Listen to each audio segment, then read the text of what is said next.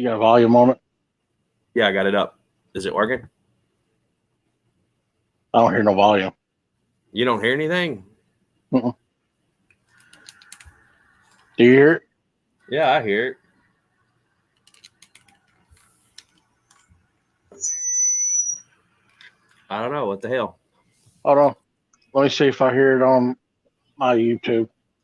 All right.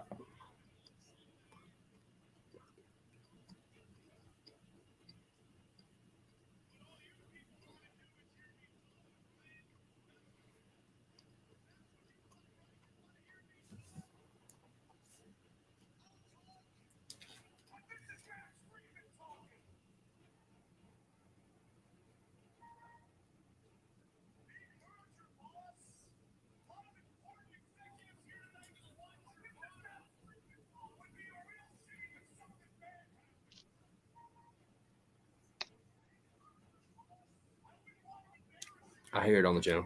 Very faint. I hear it on the channel. Very faint. I hear it on the channel. Very faint. I hear it on the channel. Very faint. Just keep playing very faint.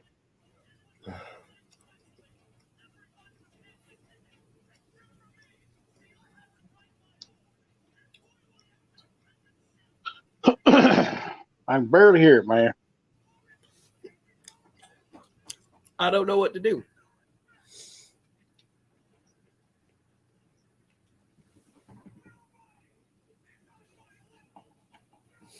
This is what happens on live video. Right. Shit fucks up. Well, if you'd shut up, they could hear it.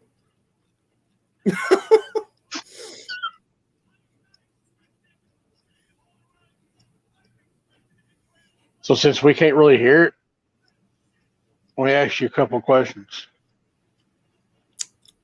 You can't hear it, but they can. If you'd shut up and listen to your stream, you'd hear it. I can't hear it on the stream. I could. It's very faint on the stream.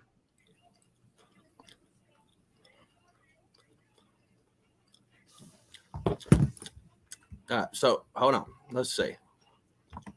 Let me see what I can do. Stop sharing. Let me exit this to satisfy your ass pain. I mean, I can't hear it. I mean, if you can't hear it, I can't hear it. Maybe if you'd get a hearing aid. That's probably what's fixing to end up I happening. mean, shit. If they'd get you a hearing aid, maybe you could hear MJF saying that he doesn't want to be here anymore, that the boys in the back could have his spot, that he's going down the fucking road to do business. And the sad thing is, I'm just going to throw this one up there for you. Let me see if I can get this one to work since the audio wouldn't work. I'll show you this one because this is probably what we're going to fucking end up with, right? That's right. You sent me this. So, I mean, if he goes to WWE, is that what we're looking at? Jacob Maxville? I love the fucking hairdo. The hairdo is over with me. That's fucking great. He needs to grow it out, man. Shit looks great. But, I mean, seriously, best fucking promo I've ever heard. Exactly. And like you and me were talking about before we went on the air, it was obviously a work shoot building off of what happened Saturday night going into Sunday for the pay-per-view. And I covered it pretty much Saturday night and all day Sunday for people because, I wanted people to be aware of what was going on because it was one of those things where, you know, I knew something wasn't right when he was talking about taking his ball and bat and going to the house, as Bully Ray put it. You know what I'm saying? But right. Again, it's one of those things. He's wanting more money, and he makes a valid point. And like I said earlier, I mean, he cuts the fucking promo, talks about Tony Khan treating all these ex-WWE guys better than these AEW guys that have been there since day one. And I've been bitching about this for a long time. Why are we bringing in all these guys and pushing them when you've got this homegrown talent like Maxwell? you got, or Maxville, whatever you want to call him at this point. MJF, you got Darby Allin, you got Ricky Starks. There's 3 names right there that I'd be pushing to the fucking moon and back. Yeah. I'm sorry, because, I mean, Starks has got the power. Darby Allin's got a fan base out of this world. That's the next Jeff Hardy. And MJF, I've compared him to Ric Flair, but I'm starting to think this motherfucker is truly on a once different in a level. millennium and it is on a different level. Yeah. I mean, that's a given. He's a better talker. I mean, he had everybody. Look, the fans booed him and they cheered him. I'm sorry, but when you get the crowd standing and cheering for you, but then, and like CM Punk didn't even do that shit. No, he didn't get that reaction. That reaction last night was fire. Exactly. Fire. And he had so much. It went from heat to shine, man. He could be babyface in a day.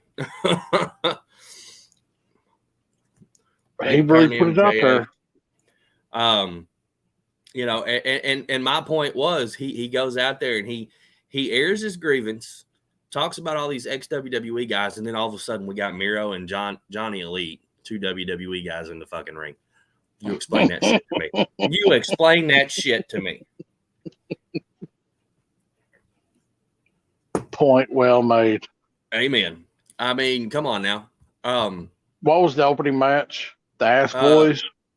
The Ass Boys and old Max Blaster. Max Caster. And against FTR and CM Punk. Yeah. And then you had Daddy on the outside. There's 4 people right there, WWE. And then Daddy had to get involved with CM Punk. And it was messy. Yep. Punk didn't even hit the dude. Punk slipped off the top rope. Punk's been fucking up bad. Not that I'd be man enough to jump on the top rope and shit like that, but I mean, that kick that he threw last night did not even hit. They were late on selling.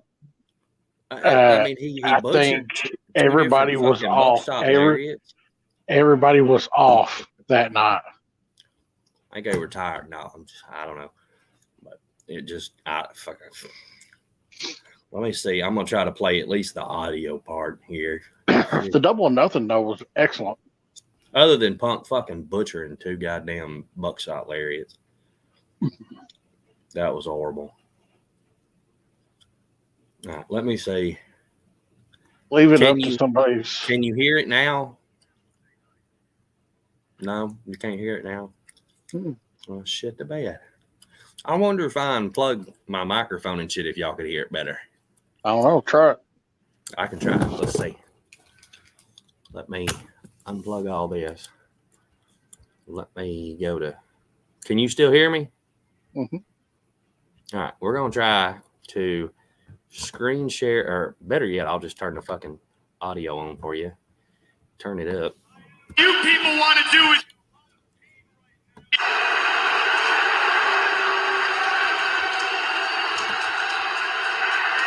Can you hear it any better?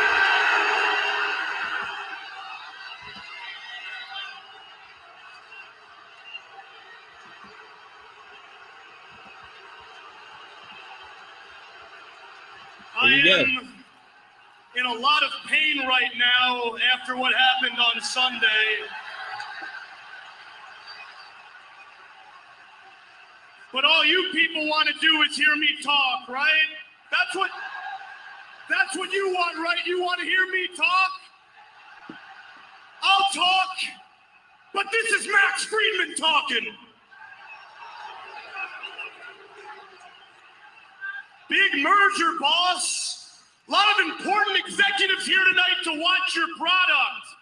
Would be a real shame if something bad happened. I wouldn't want to embarrass you, man.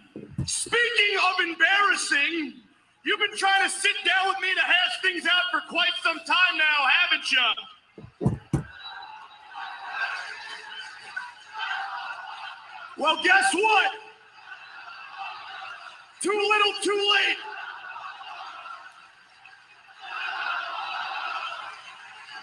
Here's why. When this company first started, it was all friends wrestling. Everybody was handed a ticket, except for me. See, I had to write my own. And boy, do I have good penmanship, because I created moment after moment after moment for this company, and I still get no respect. Nobody is on my level. No one. Everything I touch turns to gold. There is nothing I can't do.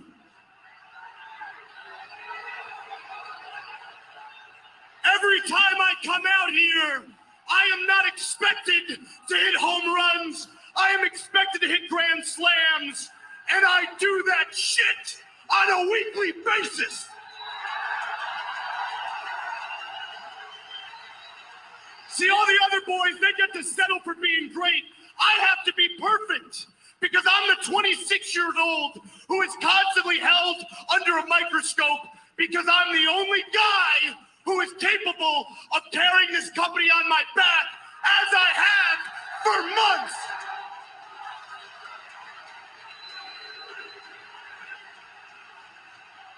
It's funny I hear boos, but I also hear clapping. That's interesting. That's interesting. Where were you guys? Where were you guys this whole weekend when you were calling me an unprofessional piece of shit? I'm just curious. You're not the only boys in the back all want my spot. Well, guess what? You want my spot, you can have it, because I don't want to be here anymore. Now let's talk about you fans, huh?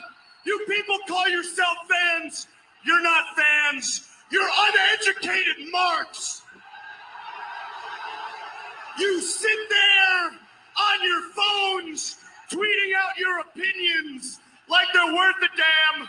Let me explain something to you people. You don't know shit.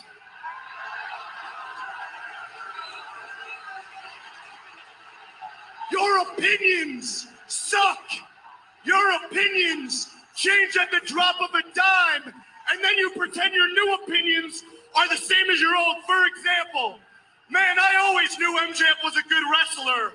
Really? That's interesting. Because last time I checked, you guys pretended I sucked in the ring for a long time. And why is that, huh? Because I'm not untrained like all your faves? Because I don't pretend to watch New Japan? Because I don't dump my opponents on their head? Because I'm not reckless? What is it? Is it because I'm not chasing star ratings, guys? What is it? How could I possibly be the best? Well, newsflash, I am the best! I'm the best in the world! Because I'm the only guy who makes you feel. And unlike all those boys, I don't gotta do a bunch of bullshit to get you there.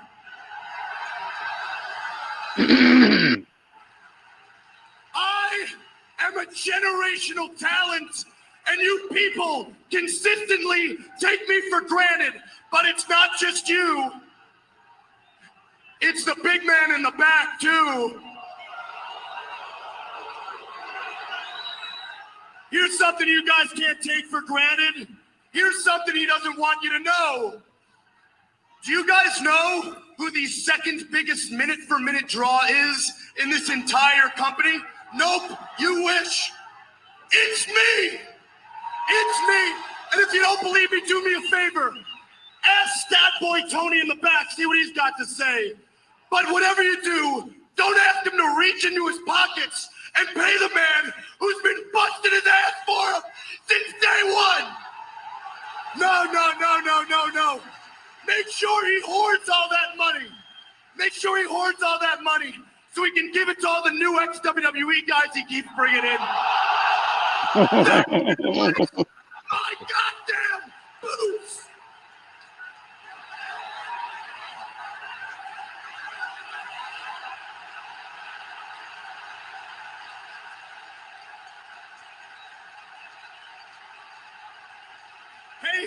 Hey, boss!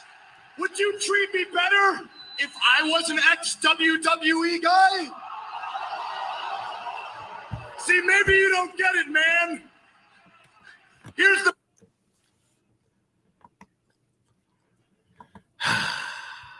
So we've been hacked, right? What is it that Tony Khan says? Them bots got us.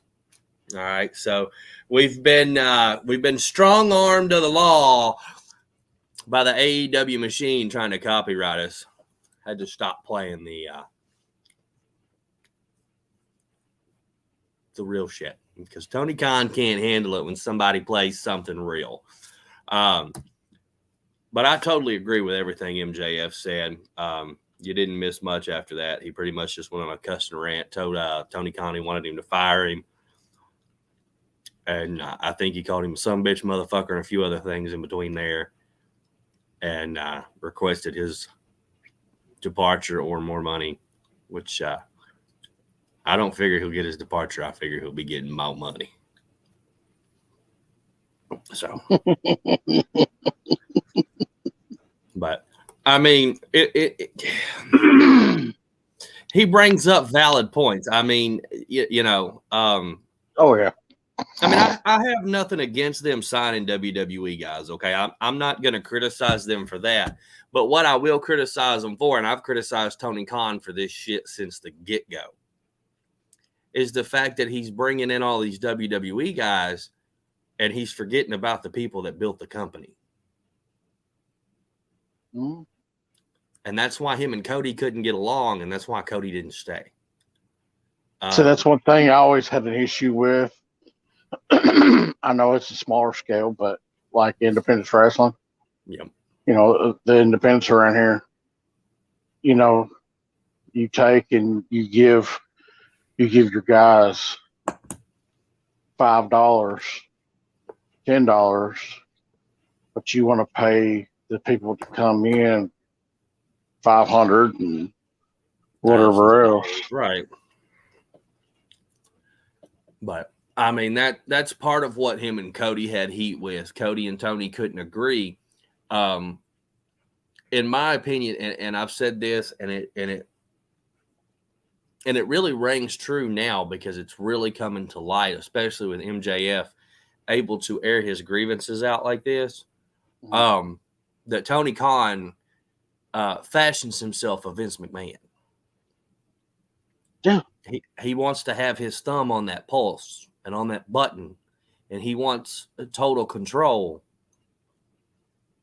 But in this case, and in Vince McMahon's case, I think he's just out of touch. I think he just thinks the old school way still works. Mm-hmm. But in this case, Tony Khan has no wrestling heritage, no wrestling knowledge, no.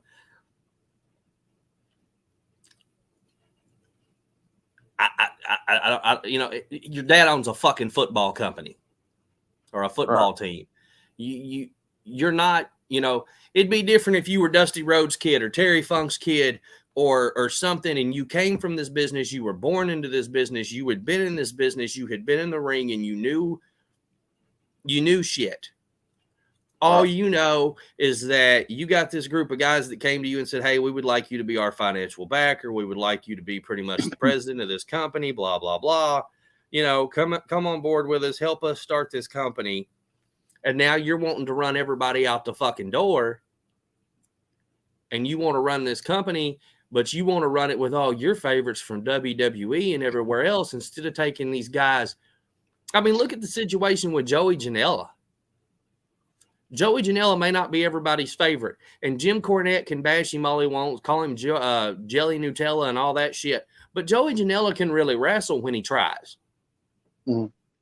Joey Janela could be a good top guy if he had somebody there that could rein him in, stop him from doing dumb shit, and keep him on the right track. Like setting his foot on fire. Right. I mean, but my opinion is, you know, you've got to have somebody that's got a wrestling mind running your shit. You can't just have one man booking everything and saying, well, this is the law, this is the way it's going to be, and this is who I want my top guy to be. Because then you end up with stale shit. You end up with the same shit. You end up with shit that don't make no sense. I mean, and I love CM Punk.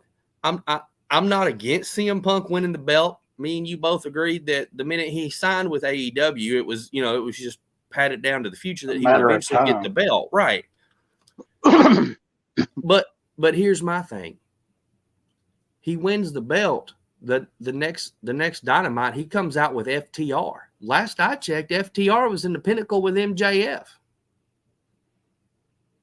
They slowly moved out of it. Right, but there was no storyline of that on TV. No, there's not going to be a storyline. They just change shit. I mean, because when he won the belt, when he won the other night after the show went off. Right, FTR come out and celebrated with him. Right. But you can't I guarantee you I'm not the only person sitting there going, well, when the fuck did FTR team up with CM Punk? When did this happen? You know, I get the whole Julian Hart coming out, blowing the mist in Pac's face and turning. Granted, it took them fucking forever to get to that point. I liked it though. Well, I did too. I ain't saying nothing bad about it, but it took them fucking forever. I mean, we've been waiting on that for like a year. It's been a long time. I mean, how many fucking motherfuckers have taken that mist and been out? And Pac's been out, Penta's been down. Fucking God, it's ridiculous. You've got 2 hours of fucking TV, and you expect everybody to remember some of this shit without actually building this shit up over time. Well, if you noticed, the House of Black, pretty much, they're pretty much only on Rampage. Right, and that's stupid. I mean, if we're gonna do Rampage, let's do Rampage 2 hours a week, and let's put a set roster on that show, and let's do a set roster on Dynamite, and let's quit trying to fucking shovel everything in, because one, I'm tired of that fucking mass goof Excalibur. Let me just tell you what I'd do. Tony Khan, give me a fucking call. I'll tell you the same way I told Rob Black. This podcast is an open goddamn door. Rob Black wants to be a chicken shit and not come on my show because he's afraid of having somebody really tell him what's wrong with his company. Well, Tony Khan, come on down, motherfucker. I will tell you too. Come on and sit right here in between me and Titanic and sit under the learning tree because you need to. The first problem is you need to get rid of Excalibur. You need to let Tony Schiavone and JR do their fucking job. They can promote the show. They can promote the next few matches or get somebody else in there. But Excalibur? The only thing I see he's good for is for the updated moves. The things that are big in Japan. I've never understood him, but and to me, I think he's making shit up. I mean, all of a sudden you got toupee suicida. I thought a toupee was something you put on your head for a guy. And then you all of a sudden you got okay, well, if they add a little flip into it, it's a toupee El Calderon or some bull crap. Right. I mean, not that I'm speak Spanish or anything, but it don't make no sense. Either. He's fucking more American than I am. I don't know. And they need to quit. And we got some comments coming in. And I'm gonna throw it up there because I agree with this one. They need to stop taking shots at WWE and focus on their own fucking problem because they're just going to bury themselves in the long run. Stop worrying about what Vince is doing. I agree. It doesn't fucking matter. You're not on the same level anymore. You weren't on the same level to begin with because you don't listen to the boys in the back that knew what the fuck they were talking about. I agree. The chance you had of being legitimate competition went out the window. Now all you are is a payday for the boys that he fires and a place for them to continue working so they don't have ring rust where they can come back to him when he wants to hire them all back. Because, Johnny Elite, he don't even have a contract. Right.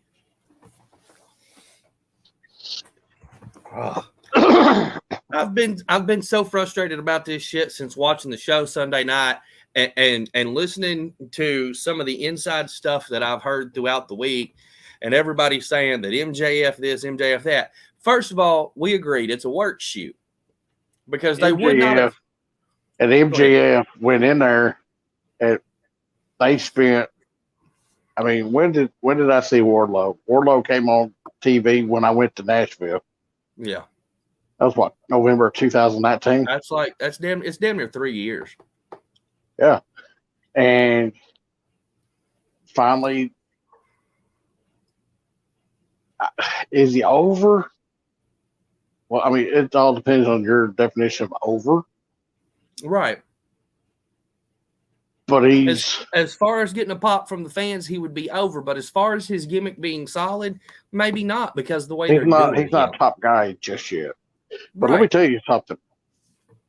Nobody ought to question MJF's professional, because that man did the job. The job. He has not jobbed. He has not jobbed to nobody. He has not jobbed to nobody. Not Punk, nobody. He got in there and he got his ass whipped. Right. So, you know what? I remember when we first saw MJF. I didn't know what he's about, but when the man gets on the stick, oh yeah, let's go. Nobody can outdo him. No, I thought I was good. He's better. but I mean, straight up, you sit there and it's been almost 3 years that they've been telling this story of how Wardlow and MJF have come together and they're falling apart and all this shit. And you finally get that, and to me, they really squashed everything with Wardlow after letting him do everything he did with MJF, because he comes out and they put him in there with fucking that Drake guy from the Workhorseman. Yeah. And the big guy. He is, but still, he's not a top tier guy. It's just another squash match. Yeah. I mean, that's how you get guys over. I mean, remember back in the 80s, that's how they got, top guys over. Well, yeah, but I mean, they've got him over at this point. If you put him over MJF, put him out there with somebody worth wrestling. Put him out there with somebody that's going to be a challenge for him to make him look even better, to showcase his ability. Because right now they're showing his dominance. Right, they're not showcasing how good he really is, because Wardlow can really wrestle. I mean, I'm not going to say, but I kind of have an idea how they're. I'm going to say it. Wardlow is Brock Lesnar to AEW. Then let him beat someone relevant. Exactly. Then let him. I mean, MJF is relevant, but let him go out there and actually let him be fucking TNT champion. I mean, what's it going to hurt for him to go put him in there with Christian? Right. I mean, have him dominate Luchasaurus. Luchasaurus, yeah. You've got plenty of big guys. I mean, bring Brian Cage's big ass back. You got him sitting at home working Ring of Honor whenever the fuck you do a Ring of Honor show. Again, I feel There's like ways to beat him over and using names to do it. I just feel like the death. It's death for Ring of Honor. I feel like they're done. There is so much that comes to my mind, and my brain just overloads, and I want to say it all, but I know that if I say it all, that I'm just gonna, it's just gonna piss me off. My blood pressure is gonna go up, and I'm just gonna get even madder about it. But let me ask you a question. Go ahead. What the fuck is Ring of Honor? Nothing now. I mean, it used to be something. Oh, it used to be the biggest fucking independent 5 years company out ago, at there. least. Right. Maybe 5, 7 years ago. What have you done for me lately? Not a damn thing. Not a fucking thing. I've never watched. I swear to God, I was sitting here at home one night, and I'm like, what the fuck? Ring of Honor on Channel 8? Yep. And that was the only time I ever saw it on there. Yep. People, And I didn't mean, have a fucking clue who anybody was. yeah, because they were just a bunch of fucking independent guys they pulled together to throw a show Ring on. of Honor. Okay, if you want to know Ring of Honor, watch AEW and watch WWE. Because everybody's working for them. That's where everybody's at now. Yeah. So, I mean, and again, this is another one of those things. And in my opinion, if I was Tony Khan, I would take the point of telling these big executives that I want wrestling talent on my fucking show. If he wants the best tag teams, then he needs to take and hire the Briscoes and stop worrying about everybody in their fucking cancel culture and put them out there, because they gave us a classic with FTR at the Ring of Honor show that they could give us at a fucking AEW pay-per-view that would sell probably more than CM Punk could sell, in my opinion. Right. Because one, FTR is fucking great. Two, the Briscoes are fucking great. You put all 4 of those men in the ring together, it's fucking magic. Just saying. Right. You can't sit there. Do you think Vince McMahon hadn't pissed off USA Network a few times? Do you think he ain't pissed Fox off since working with Fox? Vince McMahon don't give a fuck. They're paying him a shit ton of money. If you're going to be in the wrestling business, you got to be in the wrestling business. If you're going to be in the sports entertainment business, be in the sports entertainment business. But it all boils down to one fucking thing. You've got to be able to stand up for your guys and give them the tools they need and give them the platform they deserve to put on the best fucking show for the fans to get you more money in your pocket, since you want to hold on to money, and to get you more asses and seats, because that's what it's all about. Because if you're not putting asses in seats and putting buy rates on pay-per-views and drawing the goddamn ratings on the TV shows every week, then you ain't doing a damn thing you need to be doing. Right or wrong? Right. Oh, shut up. You have the floor. I can't. I love AEW. I really do. I don't understand some of the stuff that happens, but Right. I like and I've told you I don't even care for some of the people that I have to sit there and watch. Yeah, I mean, I have my stuff that I like to watch, and that's it.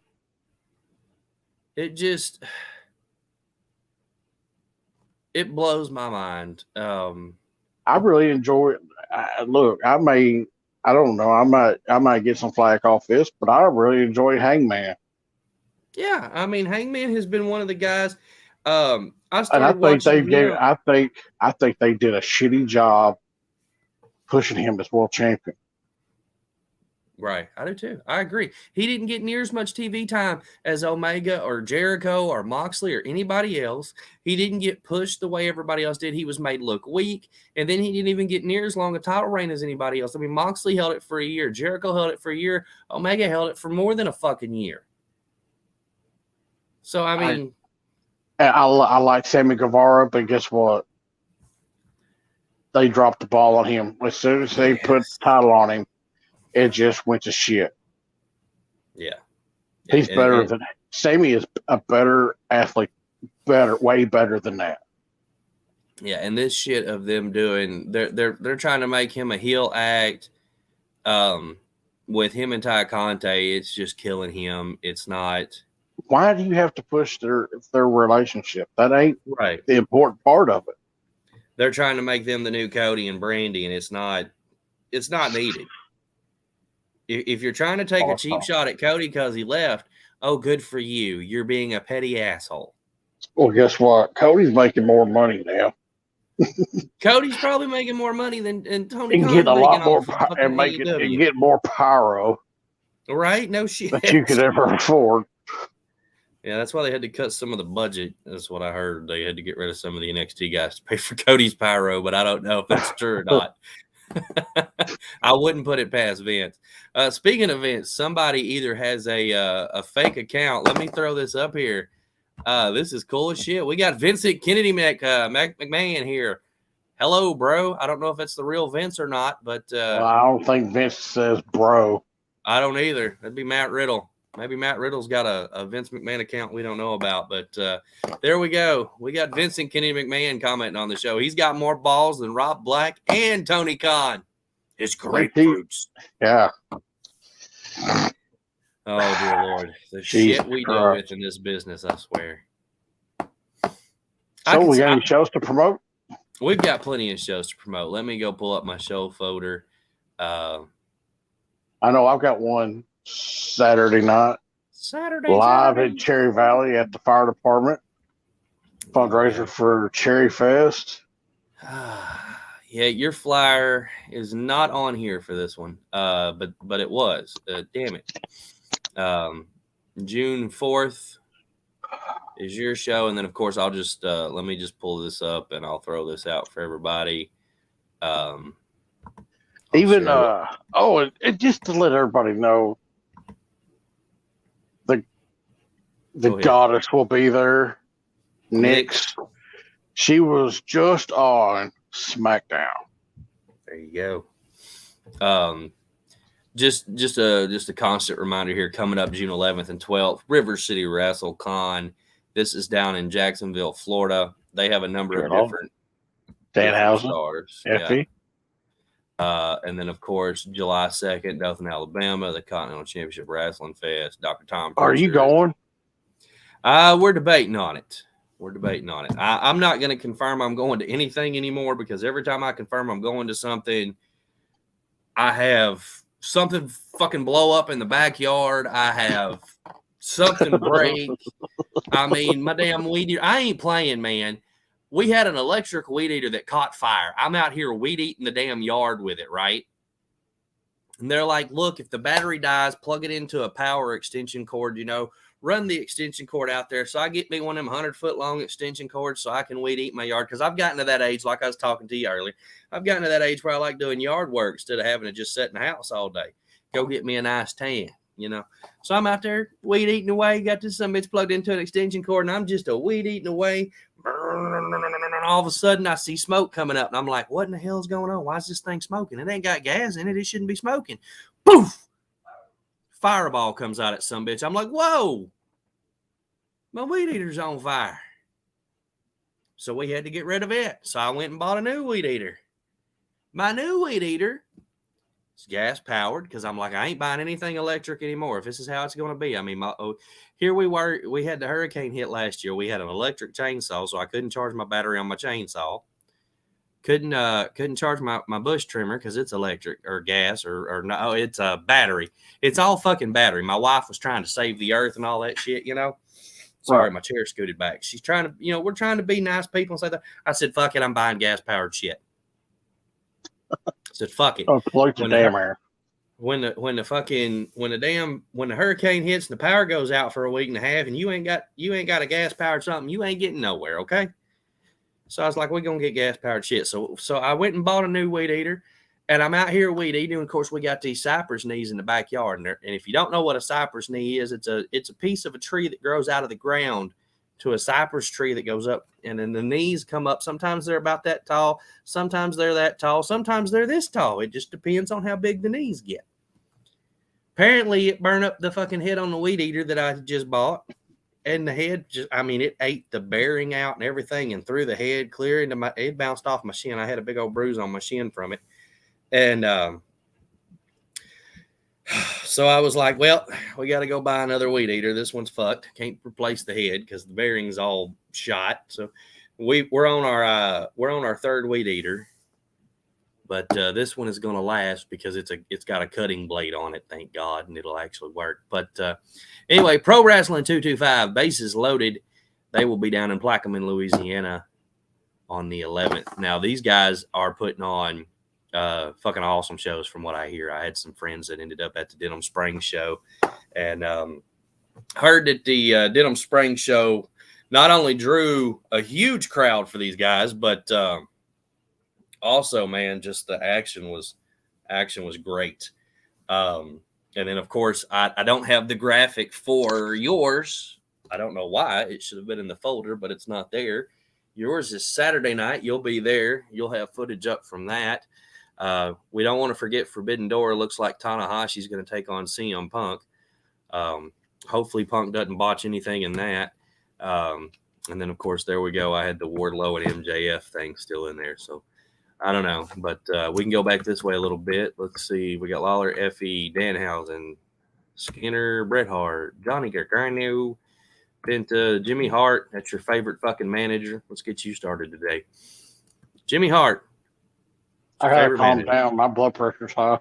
Yeah, mine is too. I've done giving up. My medicine ain't working. Billy Gunn, Brian James, Hardy Boys. They will all be at River City WrestleCon June 11th and 12th. Of course, I got word from the guy that does my Slam Buddies. You see mine. You see how sexy I look there, right? Jack. He is. Right? I look great. I wish I better as a doll than you do as a person. Hey, fuck you, buddy. I know I've gained weight. Trust me, I know I have too since I went to the doctor this morning. That looked like me when I was going to the gym. I'm ready to get back to looking like that. But he messaged me today. I've got to send him the shipping, and my box will be on the way. My Slam Buddies are complete. The kids will have their Slam Buddies here at the house, so they can finally get off Dad's ass. Of course, check out Mad Rabbit Tattoo.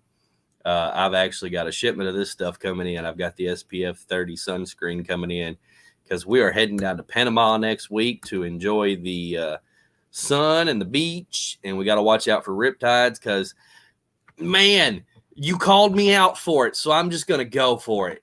It's hurricane season, motherfuckers. It started yesterday. Party. That's right. We about to get some hurricane parties going. We're going to stock up on daiquiris. We're going to stock up on toilet paper and all that shit that you need for a hurricane. We're going to batten down the hatches and hunker down. We're going to ride them out all year long right here at our house. So I have something I want to say. Go right ahead. I want to announce. I want to say congratulations. To who? To the new Memphis Heritage champion. What? Mike Anthony. Oh, well, congratulations. He last Saturday was a title match between the Murder Hawk Monster, Lance Archer, against the Brett Michaels. There the you gun go. show, Brett Michaels. Yeah. Well, both men got down, and Mike Anthony cashed in his Cobra Cup and won the Memphis Heritage Championship. That's awesome. Congratulations to Mike Anthony. I'd love to have Mike come on the show.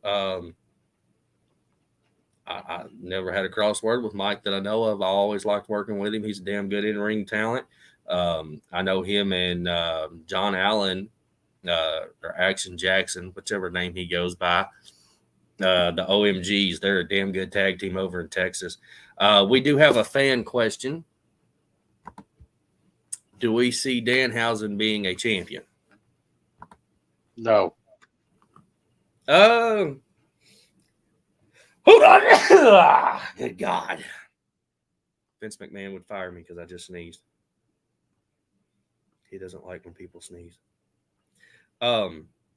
Here's the thing. If Tony Khan keeps doing dumb shit, I could see him putting the TNT belt on him. I could see him making a belt for Danhausen. I'm just saying.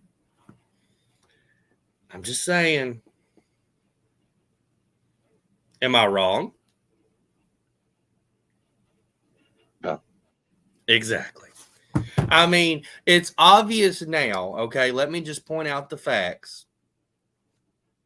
We're going to be seeing these Owen Hart belts on TV for a while until we get ready for the next Owen Hart tournament, right? Right. Which is all fine and dandy.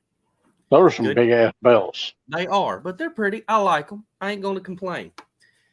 But it's obvious we're getting close to the trios titles being debuted because there's more and more talk about them. And now all of a sudden you got CM Punk out there with FTR. And Punk has made it point blank clear that he wants to win the trios titles with FTR. Also, I don't know if anyone else knows what Punk and FTR are calling themselves right now. Have you heard or have you? No, I don't know anything. They haven't come out with the name publicly yet.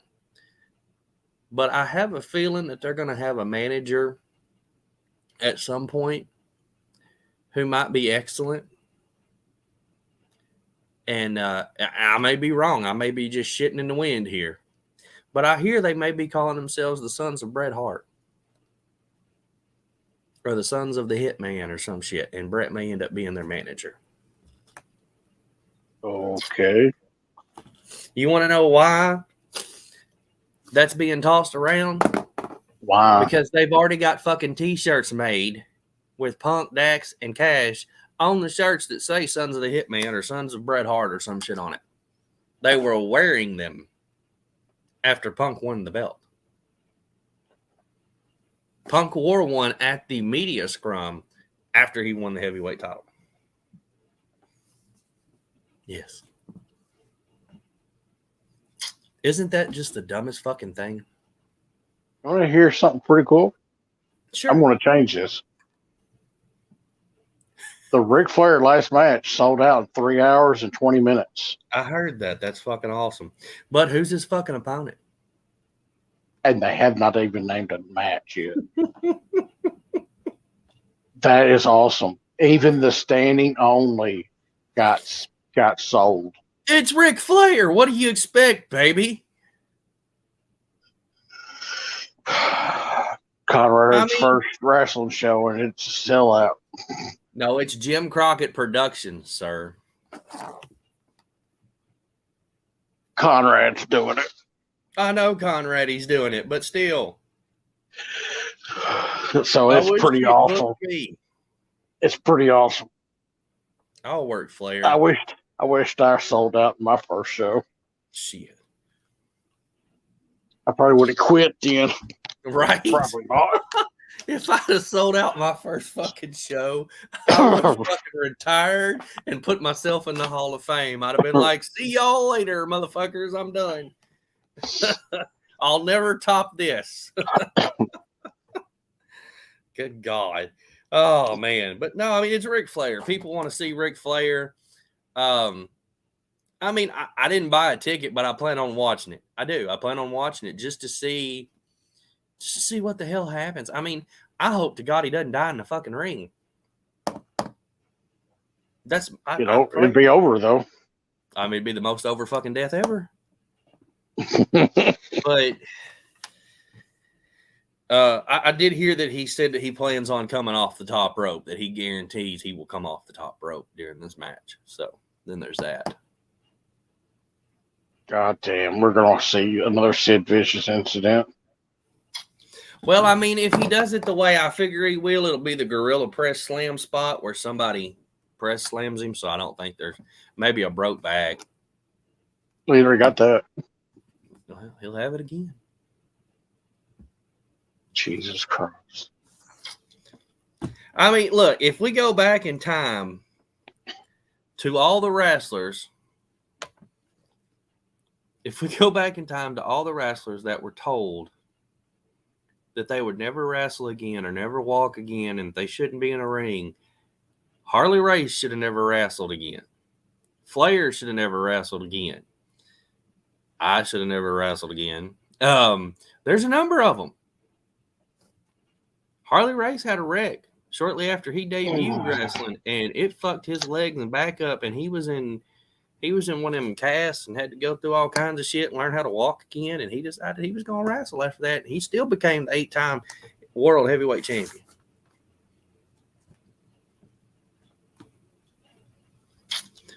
Do we think Ric Flair will go to AEW?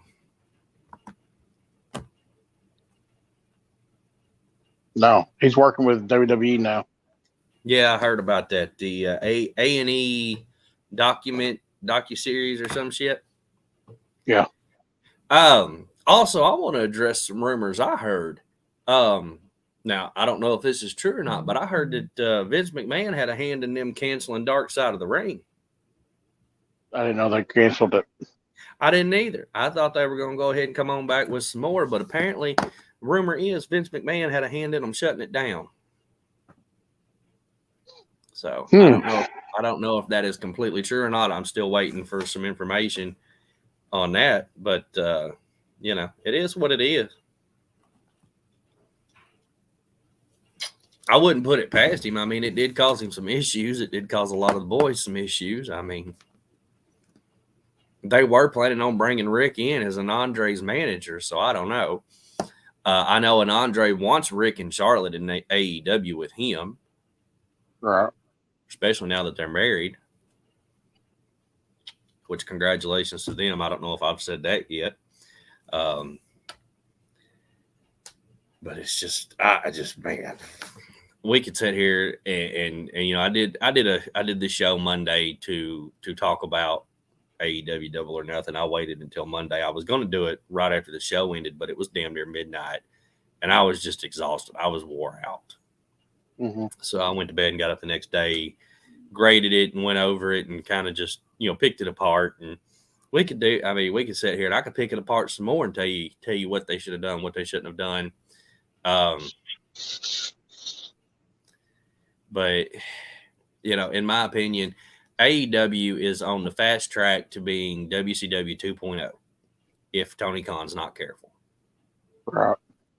And that's because he's doing exactly what Eric Bischoff did. No offense to Eric Bischoff, but he's going through the pocketbook quicker than he can fucking make it. I mean, you're selling out shit tons of money. You're bringing in all these WWE guys. You got all these other kids. I mean, you got a kid signed to a contract at 16 years old that can't wrestle for you until he turns 18 and graduates high school, but you already got him on a contract.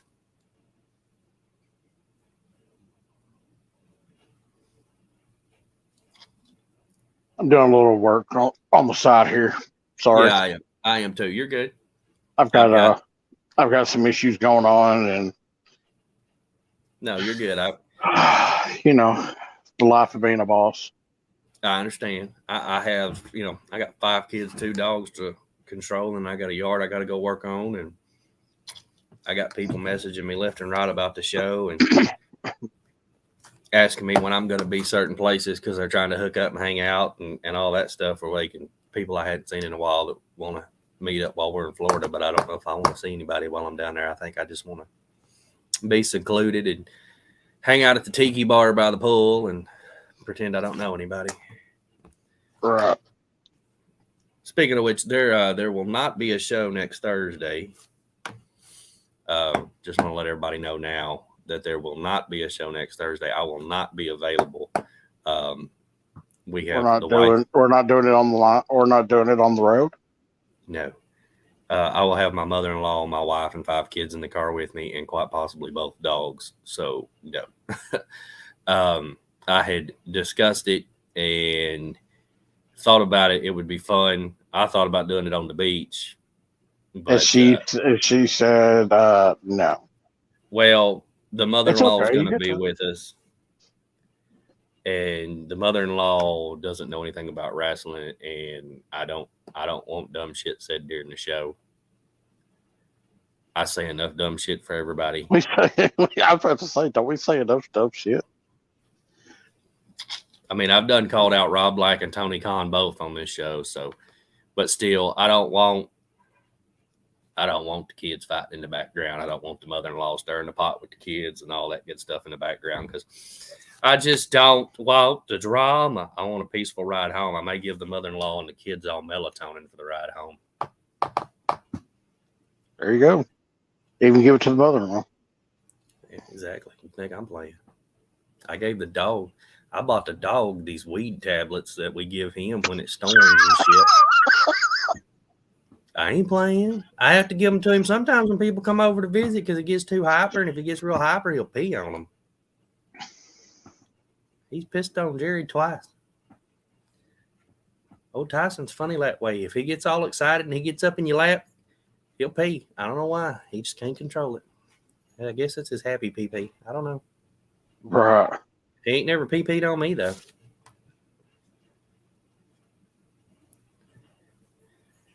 So this comment just came in, and it says, I don't know if Tony is trying to make this a storyline or MJF.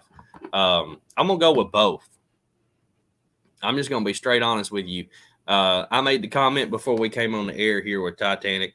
We were talking, and I made the comment that this is, in some ways, this is kind of paying homage to the late, great Brian Pillman and his angle with Kevin Sullivan back in the day.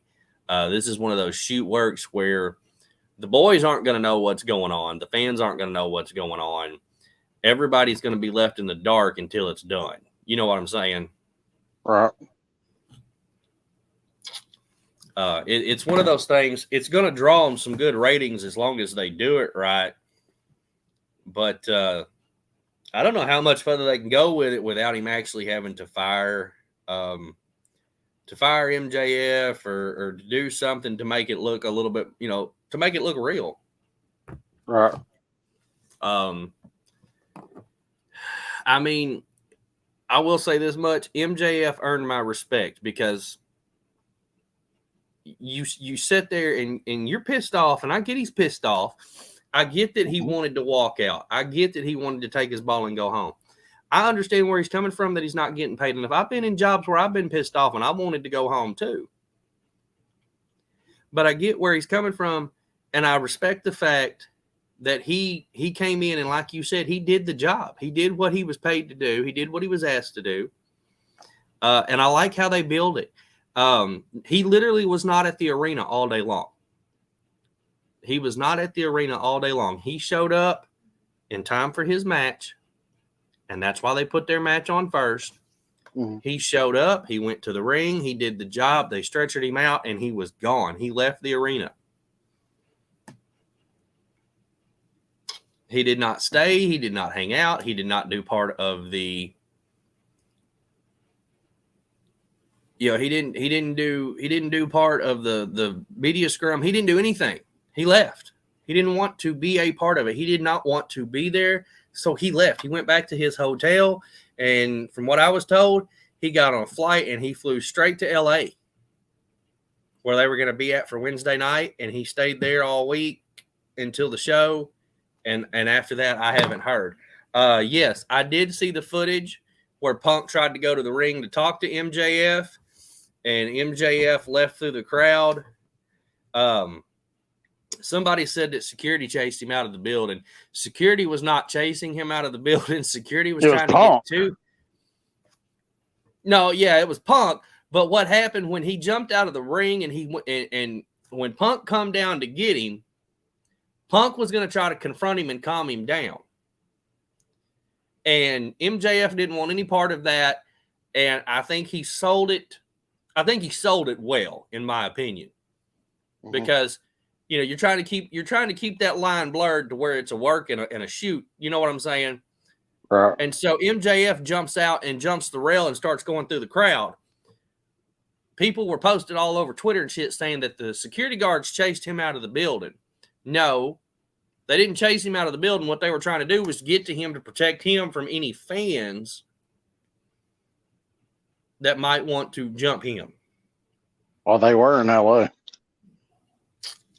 Well, that's what I'm saying. I mean, you never fucking know what's going to happen because somebody could have paid for the fucking meet and greet in Las Vegas and they could have showed up in LA to whoop his ass because he no-showed the meet and greet. You know what I'm saying? You never know when fans are going to fucking do something stupid. So the security guards were doing their job. They weren't chasing him out of the building. They were trying to get over there to protect him and to escort him out to his car through the crowd and shit. But they didn't know that he was going to go through the crowd, so they reacted the way they had to. They took off running to catch him to make sure that he didn't get stabbed or shot or whatever. But people wanted to fucking put it over. Oh, yeah, they chased him out of the building. Security didn't move until MJF jumped the rail and took off, and then they went to escort him. I mean, it wasn't like Tony Khan said, get him out of my fucking building. You know what I mean? Right.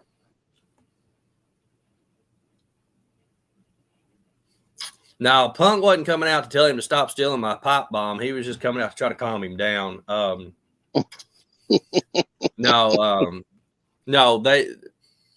the boys are not privy to what's going on. Nobody in the back but Tony Khan knows what's going on with him and MJF. It's like if me and Titanic were on a show and the promoter put me in one match and Titanic in another match, and he told me to go do something to set up for me and Titanic an angle, and he didn't tell Titanic, and I went out there and started bad-mouthing him after I beat my opponent. Titanic's like, well, why the fuck's he talking shit about me? I'm not wrestling him tonight. You know, that it's miscommunication, but it's purposeful miscommunication because Tony Khan wants to keep there's a veil. You know, they take that little veil and they put it over the camera, right? Right. And everybody's like, we don't know what's going on. We're only getting, we're getting told that MJF's mad that he's here, that he's going to say something. But then he goes out there and he talks all this shit about Tony Khan, and Tony Khan sits back there. And as we've already said, if it was real, the minute he said something about WWE on their show, that microphone would have been cut. Mm-hmm. The minute he insulted Tony Khan, that microphone would have been cut. The minute he cussed, knowing that there was merger people back there from the Discovery Channel and everybody else watching this shit, that microphone would have been cut.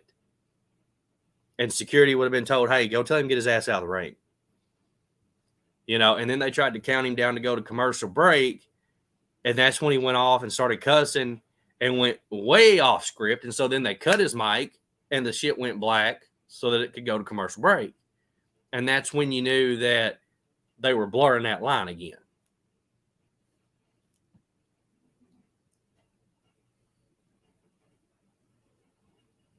So we don't have a show next week. We'll do it next weekend.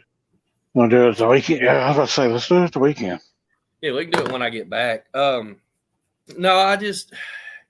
I'm not even going to do Title Tuesday because I don't even know when we're leaving. I know we're going to be gone Tuesday, Wednesday. We're supposed to be back sometime Thursday night, but it'll be late. And that's why I was like, well, there's no point in trying to do it while we're traveling because people don't know how to shut up. Right. And I know that I might say something stupid. No, it's not you. It okay. Seriously is the kids of the mother-in-law. I mean, I'm grooming, I'd like to groom the kids into taking over the show one day if they have the passion for it like we do. Well, your kids have been known to say a few F words over here and there. Hey, let's not put my kids on blast today.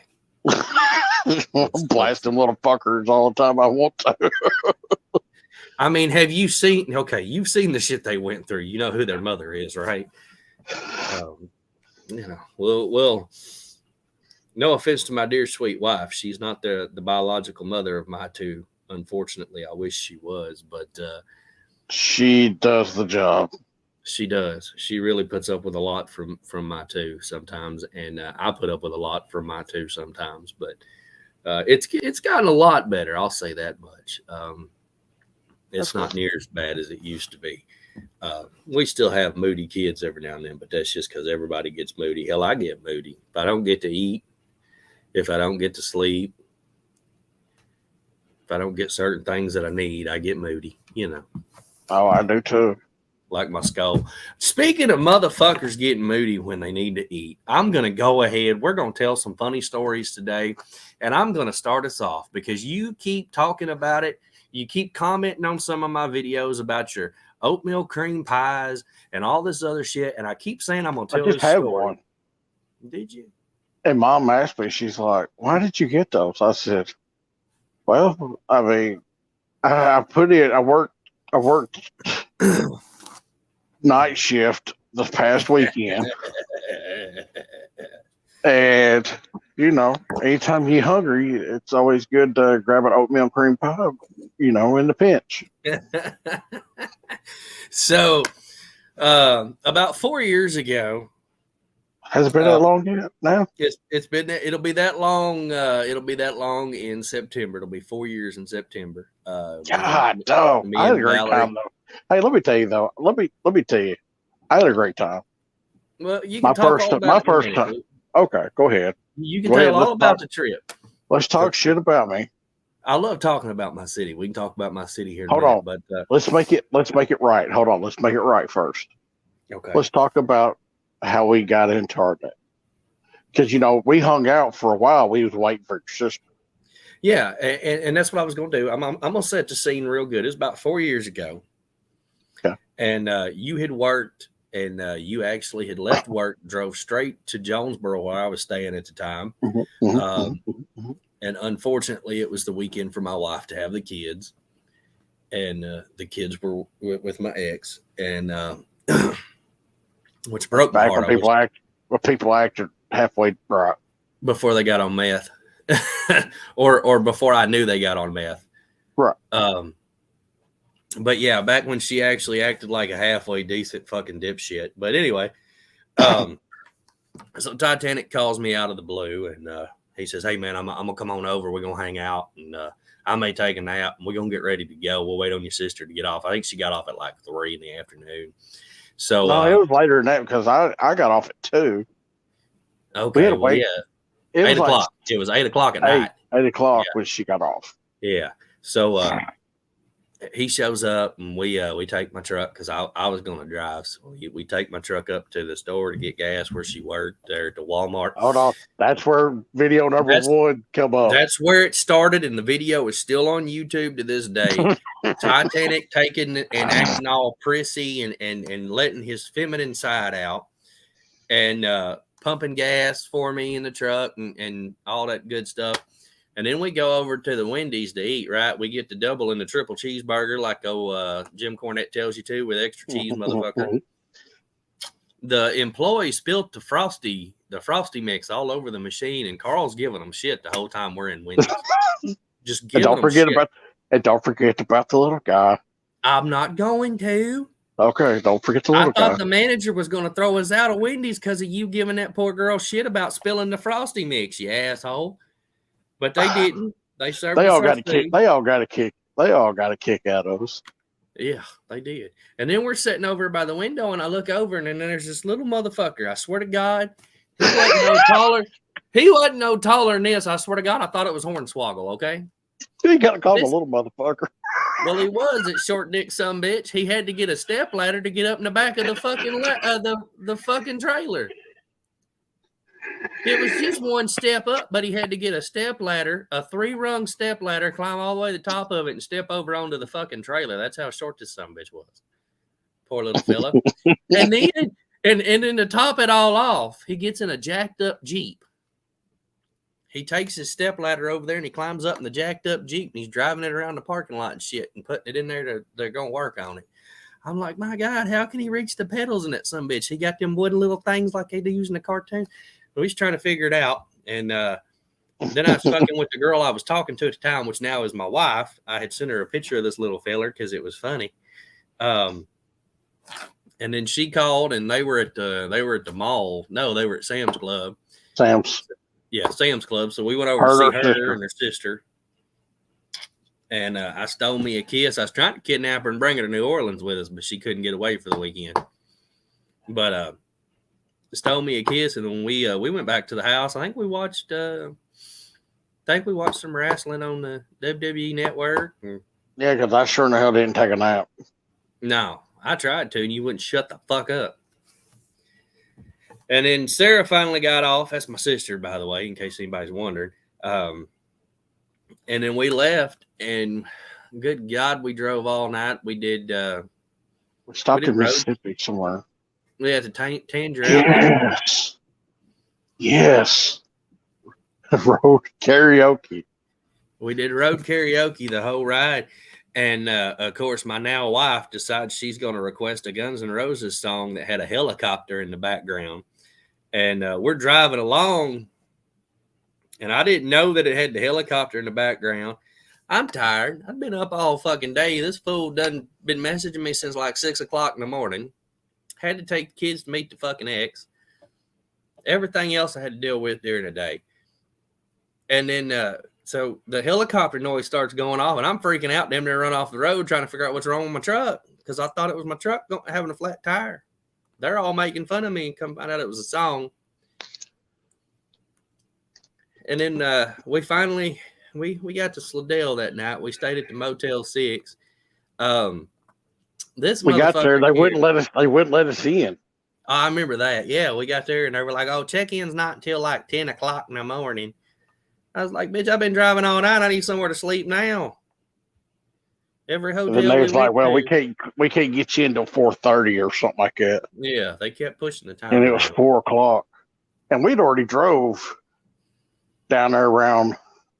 Yeah, we'd already been in New Orleans because I stopped and got coffee on Bourbon Street and got to drive by the stadium. And yeah, I took you by the Superdome and Champion Square and all that, and stopped and got my coffee. And boy, I tell you, tell me I got to go back there again a couple of years ago.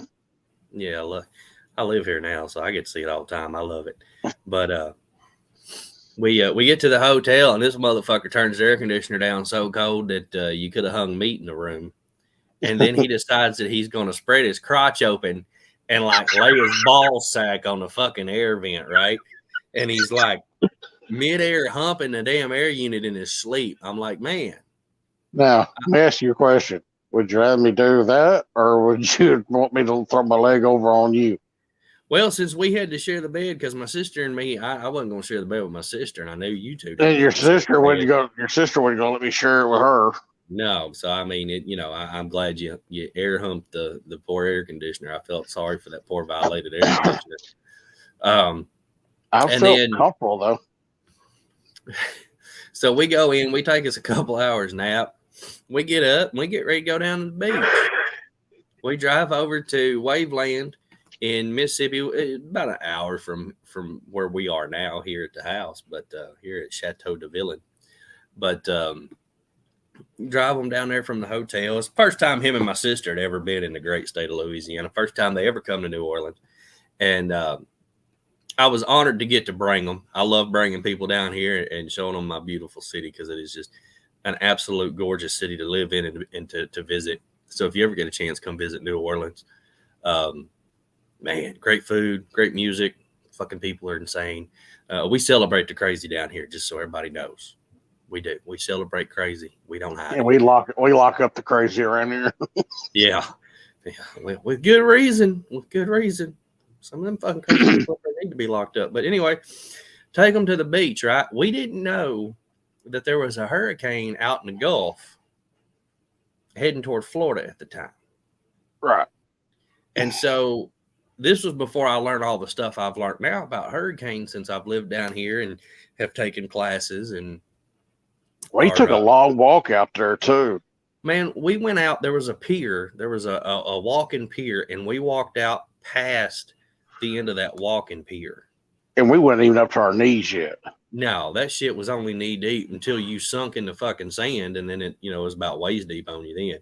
But we're getting to the good part. Please don't leave. I promise. I can tell a story if he'd shut the fuck up. So we walked. I swear to God, it was probably 2 miles offshore that we walked, and the water was only knee deep. It was horrible. It was the worst experience I've ever had at a beach. Yeah, I have to say I agree on that. It was horrible. I mean, 2 miles offshore. I swear to God, 2 miles, because we were a good 100 feet down the end of that pier, that walking pier, where people were out there fishing off of it and shit. I don't know how they were fishing. There wasn't no water. I mean, it was only knee deep. So, and I'm a tall son of a bitch, and you're about a foot shorter than I am. So the fact that it was knee deep on you proves that it wasn't nothing. Right. And my sister wouldn't go out there. She's just sitting up there at the beach waving at us like we're idiots. I think she was waiting for us to get attacked by a shark so she could steal my truck and go home without us, is what I think she was waiting on. Man, that was a good thought. Good call.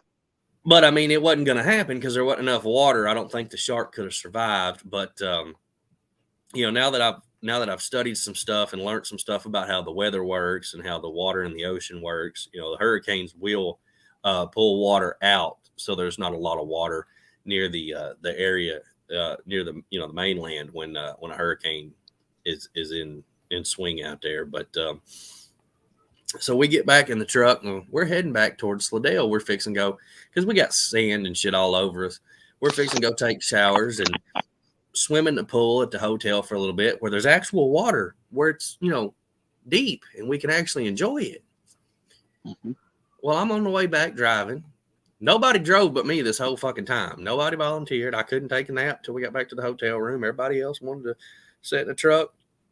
And my sister, knowing that, I have kids, she always packs a snack bag when I take the kids somewhere. So she packed like 2 snack bags because you guys were in the truck. And so between you and her, I think y'all ate like 2 boxes of oatmeal cream pies and some of them fucking brownies and shit in there. So I didn't think y'all was hungry. But here we are. We're driving down the interstate, heading back into Louisiana to get back to the hotel to shower. And they're like, oh, look, they have a McDonald's. Oh, look, they have a Popeyes. Oh, look, they have a Wendy's. I'm like, yeah, guys, they have a lot of the same places we have. I think we were heading down to the the square. Y'all did that shit to me from the beach all the way to Slidell, and then from Slidell all the way into New Orleans. But the square, we were headed to the square though, is when the when the I might be ahead. Took place. You're ahead. Okay, go ahead. I'll shut up. We get back to the hotel. We take our showers. We go get in the pool because we didn't want to get in the pool with sand on us. We get out of the pool. We dry off. We change into our going to town clothes, and we go out to New Orleans. And we're driving in from Slidell. And anybody that lives in Slidell knows what I'm talking about. When you go over the bridge and you smell the coffee, it smells so good at the coffee shop. There's a Folgers plant. It smells so good. It's beautiful. I love it. And I don't like black coffee. I'm picky about my coffee, but the Folgers plant smells so good. But we're driving. And again, these 2 are pointing out all these restaurants. I mean, there's a Hooters. They got a Hooters. Oh, look, they got wings to go. They got McDonald's. They got Popeyes. They got there's a Burger King. Okay. Shut the fuck up. You ain't gotta worry about me asking to bug you about eating at a Burger King. I promise you. Well, y'all sit every damn restaurant we drove by, and I'm one of those people, and my kids do the same shit, and my kids have finally learned that if you got to go pee, you better tell me you got to go pee. Don't tell me, hey, there's a gas station, because I'm gonna drive by that some bitch. Mm-hmm. Don't tell me, hey, look, they got a McDonald's. Say, hey, Dad, I'm hungry. Can we stop and get something to eat? And I'll tell you, go fuck yourself most of the time. But still. But you had better plans for us. I did. I was planning on taking y'all down to eat at a very special place. I didn't know they had changed the menu at the time, so I was pissed about that because I didn't get my alligator po' boy sandwich. Oh, wait, no. They still had the same menu when we were there. It was when me and Valerie was there that they changed the menu. I'll tell you that in a minute. They pissed me off. Yeah, because your sister ended up eating a deli sandwich or some bullshit. Yeah. But so we're driving into town, and this dumb motherfucker finds a piece of paper that I had from work. And a marker. Sharpie. Yeah, and a Sharpie in my glove box. And he writes, "Help me, I'm hungry," on this piece of paper. And we're on that bridge passing the coffee shop on the way into Nolan. And he's putting this sign in the window, waving and shit. And when he ain't getting nobody's attention, he rolls the fucking window down, starts hanging out the fucking window with the sign, hollering, "Help me," telling me he's hungry. I said, motherfucker, we on the way to get food. Good times. Motherfucker, if you was hungry, why didn't you say something about an hour ago? Now, and they're like, we did. Now, when I get down there around all the homeless people, and I go to stick myself out the window, who decided to drive right up by us? Officer Charlie. On his motorcycle, of all things. Drives right by us, cuts us off, goes... As soon as the light turns green, he cuts me off. He goes in front of us.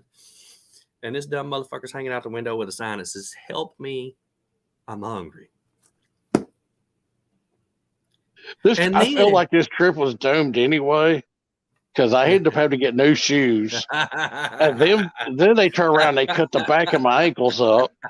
That didn't happen until after we walked from the Riverwalk Mall all the way down to Jackson Square. And I told you not to wear new fucking shoes, but you told me you had to get new shoes. So you wore new shoes. We walked all the way down to Jackson Square to Cafe Massard. And by the time we got done eating, you was whining because your fucking feet was bleeding. And I told you not to wear new shoes. Yeah, I was just noticing. I had no choice. I mean, my other ones were shit. And I was like, man, something is hurting my foot or something. And the thing is, walking on new shoes don't bother me. But it was the back of the shoe rubbing against the back of my foot, and it tore that motherfucker apart, boy. Both of your feet were fucked. Yeah, I was just fucking bleeding. And so we get down there, and we get to Cafe Massard, and I order beignet fries, because that's one of the things down here is beignets. If you ever have a beignet, you'll know what I'm talking about. They're great. But I ordered them some beignet fries so they could try. And I got me my alligator sausage po' boy sandwich, and Sarah got some deli fucking thing, and I think you got a shrimp po' boy. Yeah, a fresh ocean shrimp po' boy. Yeah, it was awesome. You know, and I applaud you for going out of the comfort of getting something Arkansan, in my opinion. Mm-hmm. Because Sarah, you know, no offense, she's kind of a picky eater when it comes to. Yeah, I tried to get her to go to Fuji's with me one time, and she wouldn't do it. She's real picky, and she watches her weight and all that shit. But I mean, I'll go to Fuji's. I'll eat some at fucking fried meat, some at fried rice. Man, they got some good shit. Mm-hmm. But yeah, she got the deli select sandwich they had, and we sat there and ate. And I tried to get you to try alligator, but I wasn't nice enough to share any of my sandwich. My fat ass swallowed it up. This was back in between those times when I'd quit wrestling and before I started going to the gym. So I ate all my sandwich, didn't share with nobody. And then I bet you because you didn't try alligator, but I didn't even offer it to you. But then we walked around for a little bit, and you went to Cafe De Mon. Yeah, and that's when we decided it was time for me to go get the truck and pick you up because your feet were fucked. Bad. So you're gushing blood out of the back of your feet, and you're standing down there at Harris Casino, and I'm coming down the road to pick you up and everything. And, you know, and it was bad. I remember, I don't know if I had got too hot that day or if it was, you know, my blood pressure and stuff acting up, but I felt like I was having a fucking heart attack. I remember that. And I was like, man, let's just go back to the hotel and chill in the pool for a little bit. I don't feel right. And you're bleeding. So let's just call it a day. And had a blast other than you know, being a dipshit hanging out the fucking window. Feed me, help me. And the fucking cop driving by. I was waiting for him to. That was priceless. I was waiting for him to pull us over because you acting a fool hanging out the window. But he just kind of laughed and kept going. He waved. I was like, good to see you, man. You have a good one. Oh, man. Good times. But no, I was going to say. So let's hold on. Now we got to kind of fast forward. Okay, go ahead. Okay, so let's fast forward to May 24, 2019. May 24. I had to do orientation in Memphis for my job. Oh, yeah. And you're like, look, that'll give us something to do while you're in there, because I was only going to be in there for a few hours. Right. And you was like, yeah, you know, me and Val can do stuff with the kids while we're down there. Right. So y'all took me down there, dropped me off, and I went in there and did my thing. Called y'all came back, picked me up. But the great part was all the kids had little snack bags. I got a snack bag with oatmeal cream pies in it. I love my wife. I told her that story about your dumb ass, and she made you an oatmeal cream pie snack bag for the ride to Memphis, so you wouldn't go hungry, you poor bastard. It was great. Oh, man. Ghostface, good to see you, man. Sorry you're late. You'll have to, I guess, go back and rewatch some of it so you can catch up. But stick with us. We're about to wrap up here soon, but we're just telling road stories and laughing now. We didn't really kind of go off a four plan today because we were talking about MJF and everything. But and then I got an email telling me that they cut me off. I don't know if they cut you off on your part. Yeah, they cut us off, but we're back on now. So they interrupted the stream long enough for us to turn the video off. That's all it was. Tony Khan's a real fucking prick. I'll just say it. I'll call his little fucking ass out. But no, we came back, and then I turned around and pretty much did my wife the same way when I brought her down here with the kids, except for we didn't have oatmeal cream pies in the truck. We came down for our family vacation about two months after me, you, and Sarah did, or maybe 3. And we after that we pretty much lived together until we got married, and been inseparable since. New Orleans, it's magical. It was fun. It was a fun time. Great time. Talk all about my beautiful city. Talk about how much you love New Orleans. Go ahead. Well, I mean, eventually I came back again. See? And the second time, it got shut down for COVID. Right. It was opening up. It was open. And then right when we were coming down and we got there, it closed down. And then y'all came by and seen me when I was over at the Gator farm. Yeah, I still got videos and stuff of you handling the alligators, and then me trying to close Stacy in the room full of snakes. And the sad thing was I couldn't get neither one of you to hold baby Winnie. No. She was so sweet. She told you what was up. Black people don't hold snakes. Well, I mean, I'm talking about the alligator, the baby alligator. Well, she told you black people didn't hold them either. You white motherfucker, why didn't you hold it? Because I know better. I've held that gator more times than. Look, the most destructive thing I've ever held was my cat Tigger when he was just a wee little boy. And he kicked your wee little ass. he would get an attitude. I tell you what, this was a funny story at the Gator Farm. We're there one day, and we're working, and T-Mike goes up to do an alligator showing at the end of one of his tours, and I'm back there giving a tour, and the alligator's not in the tub.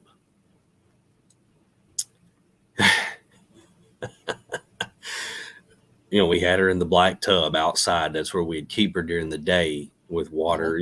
She was safe. There was a lid on it, but somebody had, I don't know if somebody had went up there when they weren't supposed to and opened it and got her out. I don't know if T-Mike's kid had been over there messing with it, because his son would sometimes come up there and hang out. But the gator was not in the tub, and T-Mike's like, well, I'll go ask, I'll go ask Dale. He comes back here and he asks me, he says, hey, have you seen the gator? I said, yeah, they're right there in the water. He said, no. He said, I'm talking about the one that we hold. He said, I'm talking about baby Weenie. And I said, yeah, she was in the tub when I came in this morning. I said, I gave her a hot dog. And then I put the door back on it and I walked away. Didn't think nothing of it. Well, he said, okay. So we went back up there. She wasn't up there. And then we seen this slide in the mud next to it where I had cleaned it out and cleaned her pen up this morning while I was giving her hot dog and stuff. Because I'd go in every morning early just to clean the animals up, make sure everybody was clean. I didn't like any of the animals to be dirty. I'd give them a bath, give their pen a clean, and feed them a little bit before the show, that before we started letting people in. That way they weren't so ornery, and that way they knew it was going to be a good day. But somehow she had got out. She's about 4 feet long. Okay, she's about a year old at the time, and we're looking for her. We're trying not to alert people that we got an alligator on the loose.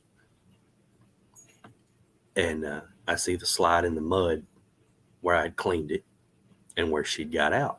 Well, I'm over there showing the snakes off to people, and I look down, and it had been raining, and there's a slide right there under the snake house.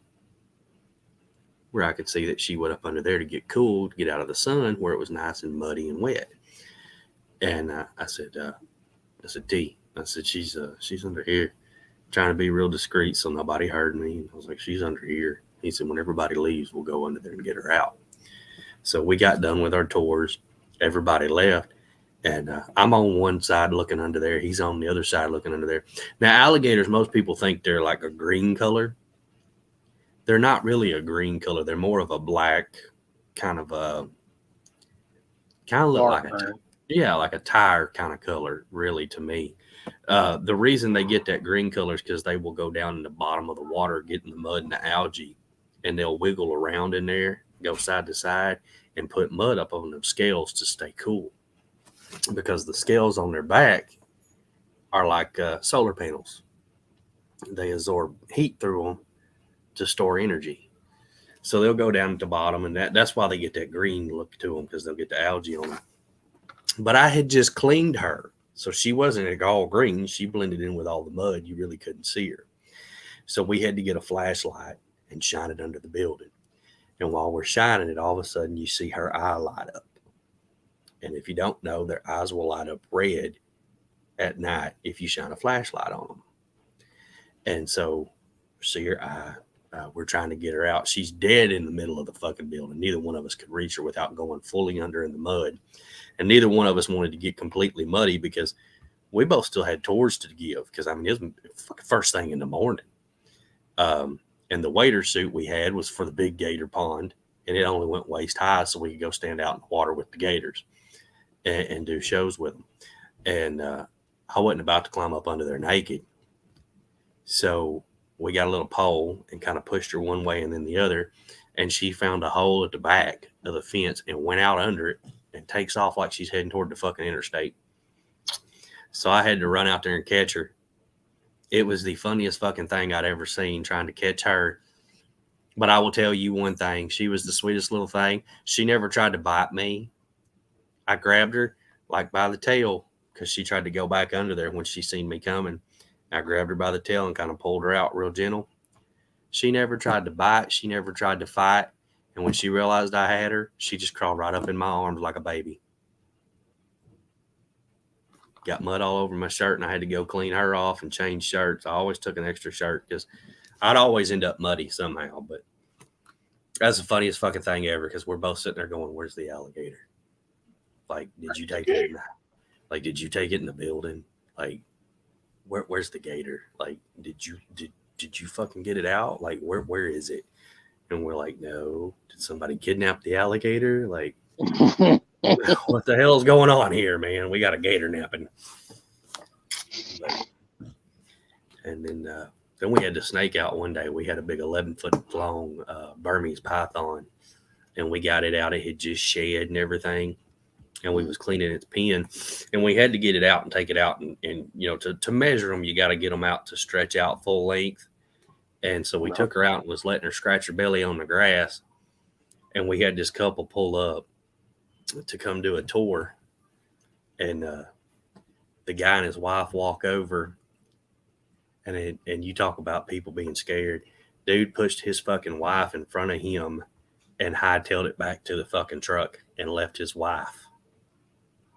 Because he thought that snake was going to get him. And she was just laying there. I mean, I carried her around. My wife, who was deathly scared of snakes when she first got with me, and we now have snakes, as you know, here in the house. She would carry the big 11-foot Burmese on her shoulders because that's how sweet and tame she was. I mean, now, granted, we did have Boudin. Nobody would mess with Boudin because that was a mean motherfucker. He'd grab a hold of you and not let go. He was, I don't know what his deal was. He didn't like being played with. But old Ghost, man, she loved the attention. And that was the funniest thing I'd ever seen. That dude pushed his wife in front of him and just hightailed it back to the truck. He was out of there. He waited until we got the snake put up to get out, to come in and take his tour. But he refused to go anywhere near snakes. And the fact that he pushed his wife in front of him, she's like, you fucking coward. I knew I married a bitch. You always got to hear some funny shit when you brought out the snakes, man. I met some really good people doing that stuff. It was fun. So you got some funny road stories now that I've buried you and made fun of you? Oh, let's see here. You fucking hungry bastard. I'm really not hungry right now. I really did some stupid shit earlier, eating some ghost pepper pork rinds. Yeah, I had to give up spicy for a little while. Spicy wasn't sitting well with me.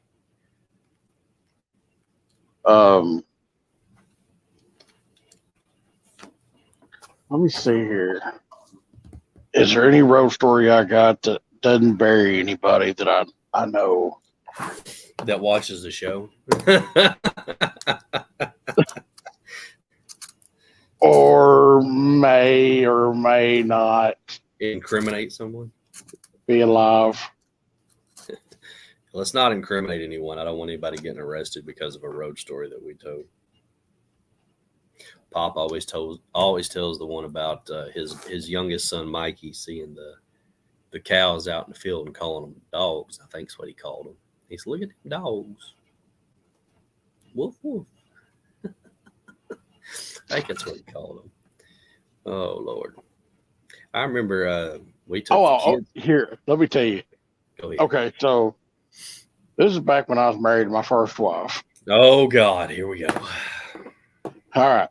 So I always rode with Cowboy. Right. We always took and rode together on the shows. Yeah.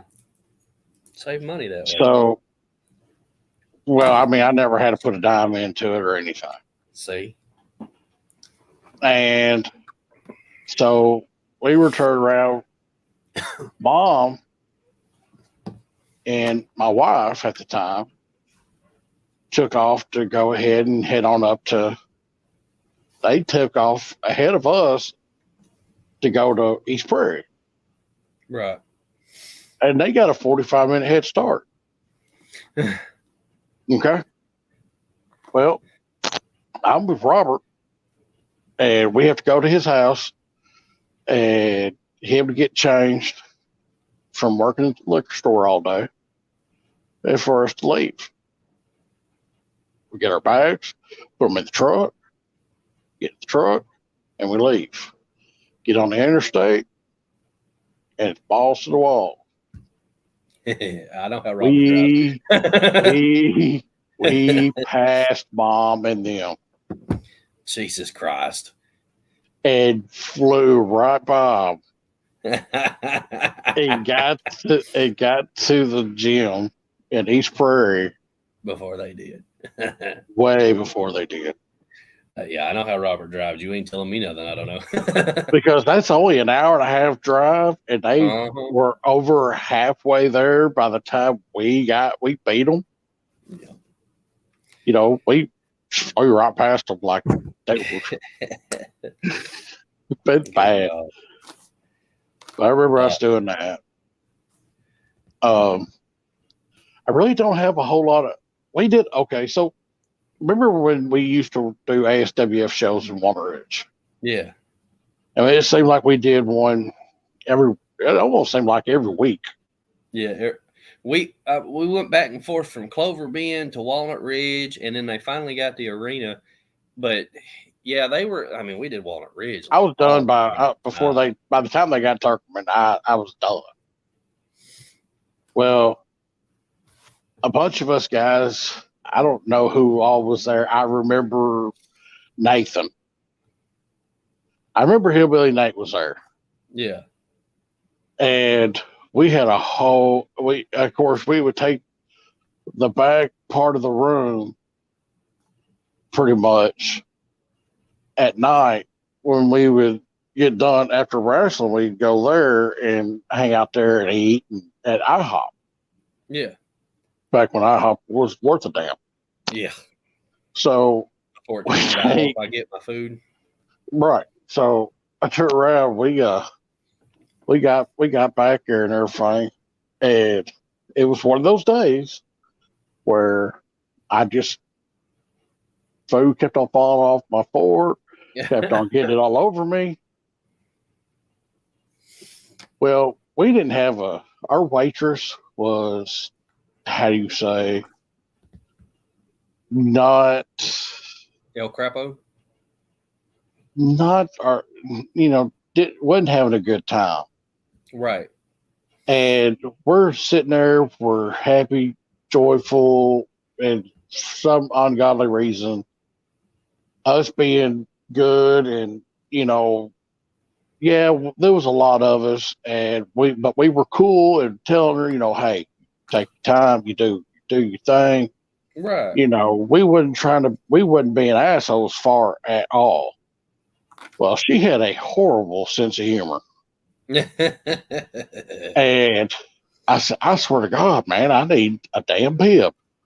Nathan turns around, he goes, hey.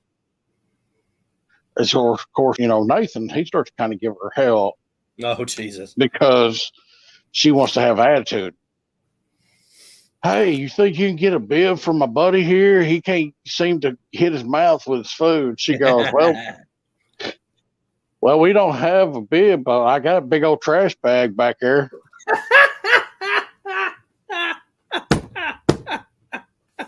Oh, shit.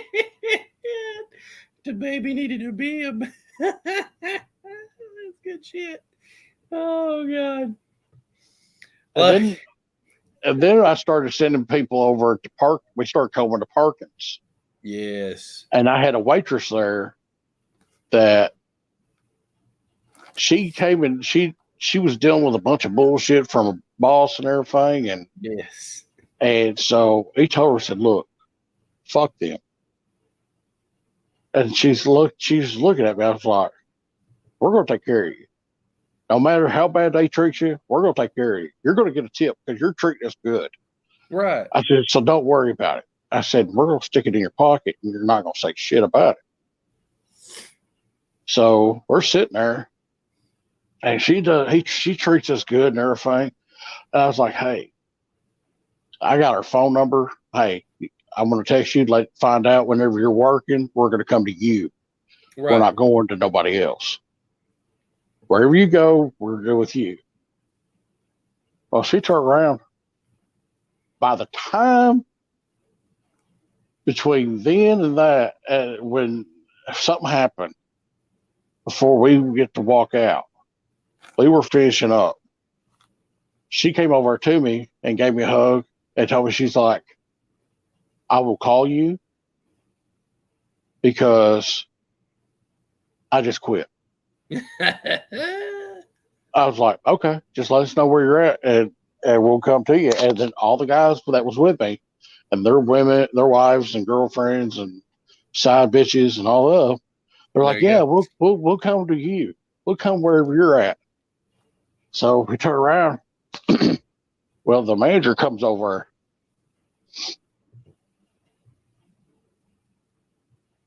I can't remember everybody was there. Right. A lot of bad things happened back in them days. Yeah. I wasn't always dealing with a straight mind. Amen, brother. We turn around. Manager goes, I understand y'all really liked her as a waitress and everything, and we apologize whatever happened tonight. I said, it's okay. And he's like, we hope you come back. I said, we won't. And then, of course, all the girls turn around. You didn't have to be such a dickhead to her. Right. Not knowing what the fuck happened. We didn't care. Right. So the girls start making it out the manager's problem. She goes, and then everybody started threatening to call corporate. Oh, God. On the manager. And I was like, look, I said, I'm not going to call corporate on you. I said, I'm not going to be like that. But we don't even know what happened, man. Let it go.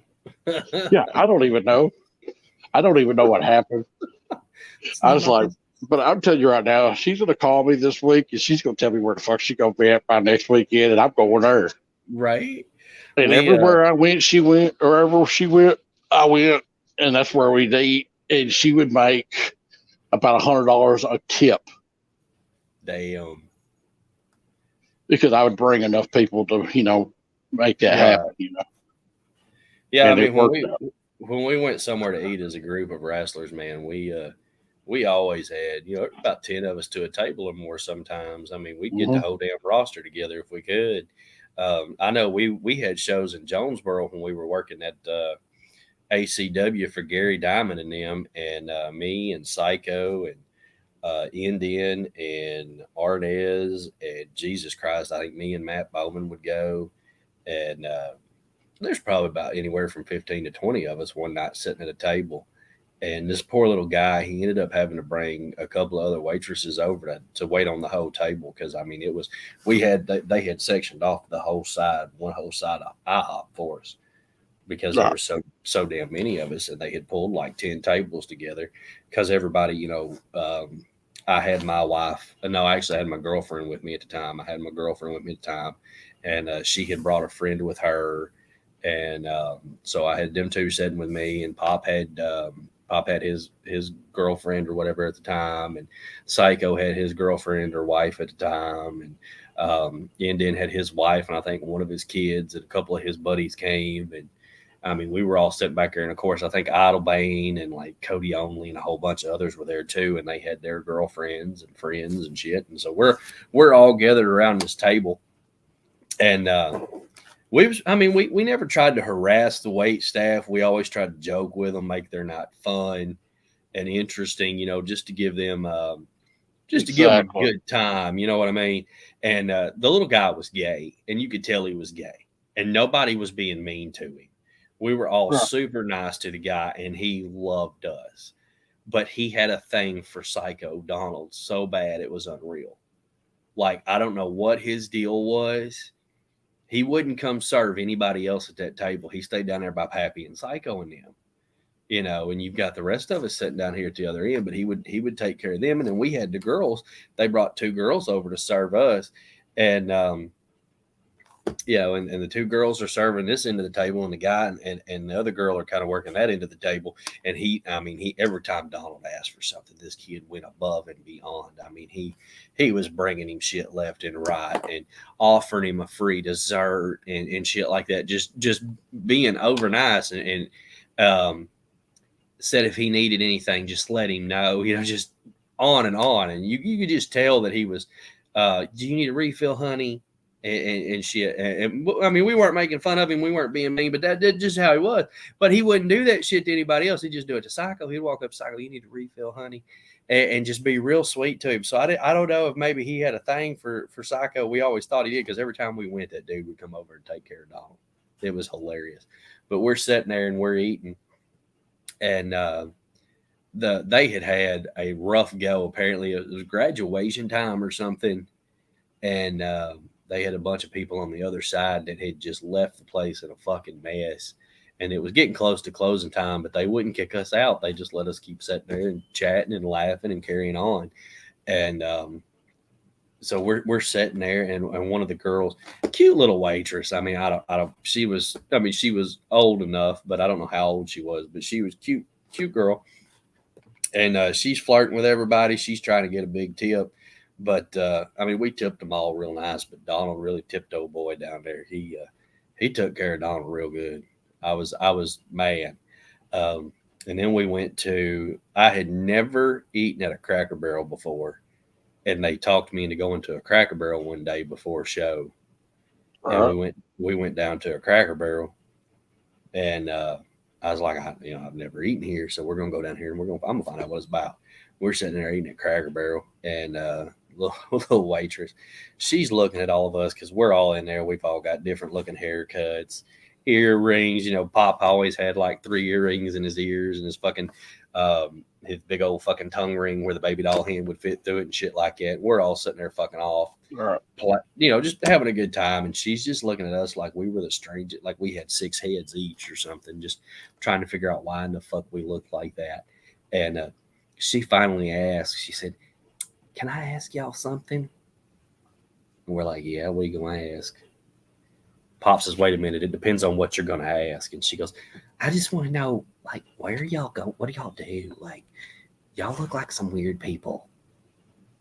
Trust me, honey, we are. I was like, "Oh, baby."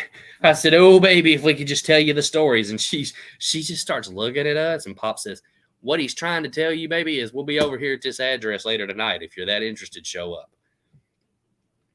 And he gives her the arena address, right? And he tells her, you got to buy a ticket, blah, blah, blah.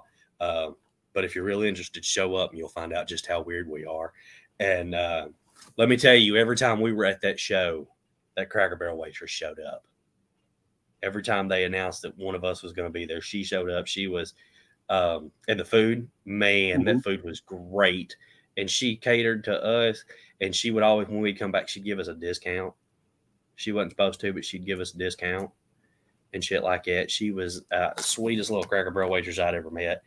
And then, good Lord, we were in, you were talking about Perkins, Dyersburg. We used to eat at the Perkins there. And, I never ate there. At the one in Dyersburg? Oh, hell, me and Motley and Devil's Rejects would go sometimes. The other biscuit would go. We'd go with Tim McCord and them, and we'd all sit there at Perkins. Apparently, one of Motley's daughters or something was a waitress there, and or a manager or something. I don't know. She had something to do with it. Summer, I think, was her name. Mm-hmm.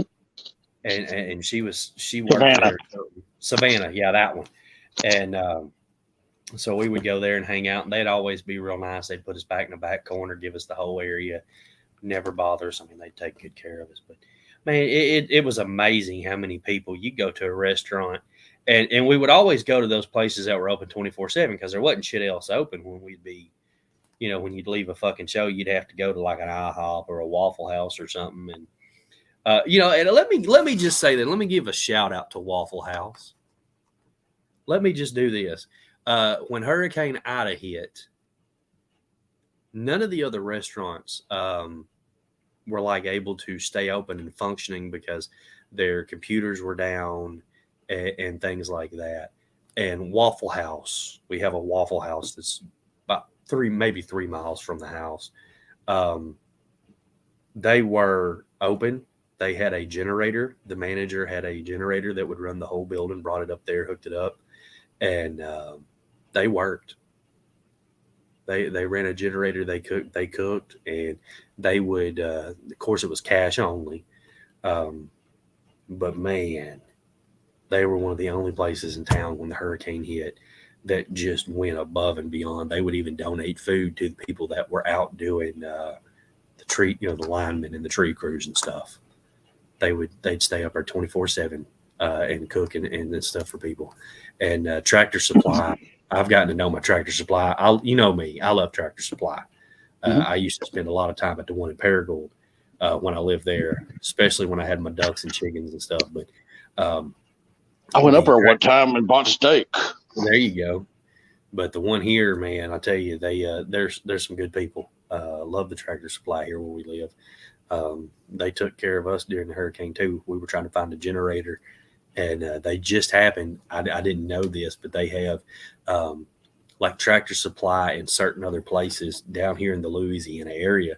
When a hurricane hits from Texas to Louisiana into Mississippi, Alabama, Georgia, and Florida, they have centralized warehouses full of gas cans, generators, and different things that people will need that are somewhat essential items after a hurricane hits, that they keep in a centralized warehouse that's like overstocked, and they have it on hand so that when a hurricane hits, they can get it to people as quickly as possible. That is, you know, it was some of the coolest shit. It was not cool to have to go through the hurricane situation, to be flooded in for a day and a half and all that good stuff. Luckily, the house didn't flood, but we were trapped in our property for a day and a half with no power, couldn't get out. So it was interesting. We had just brought the puppy home, just got into the new house. And I guess the only reason I'm reminiscing about hurricane season is because it kicked off yesterday, and I don't know. We're all about it. I am, man. I'm excited. It is what it is, man. It is just, I'm that idiot that'll sit outside. I told my wife, I said, one day I'm going to go sit on the beach and watch a hurricane roll in and just see how bad it is down there.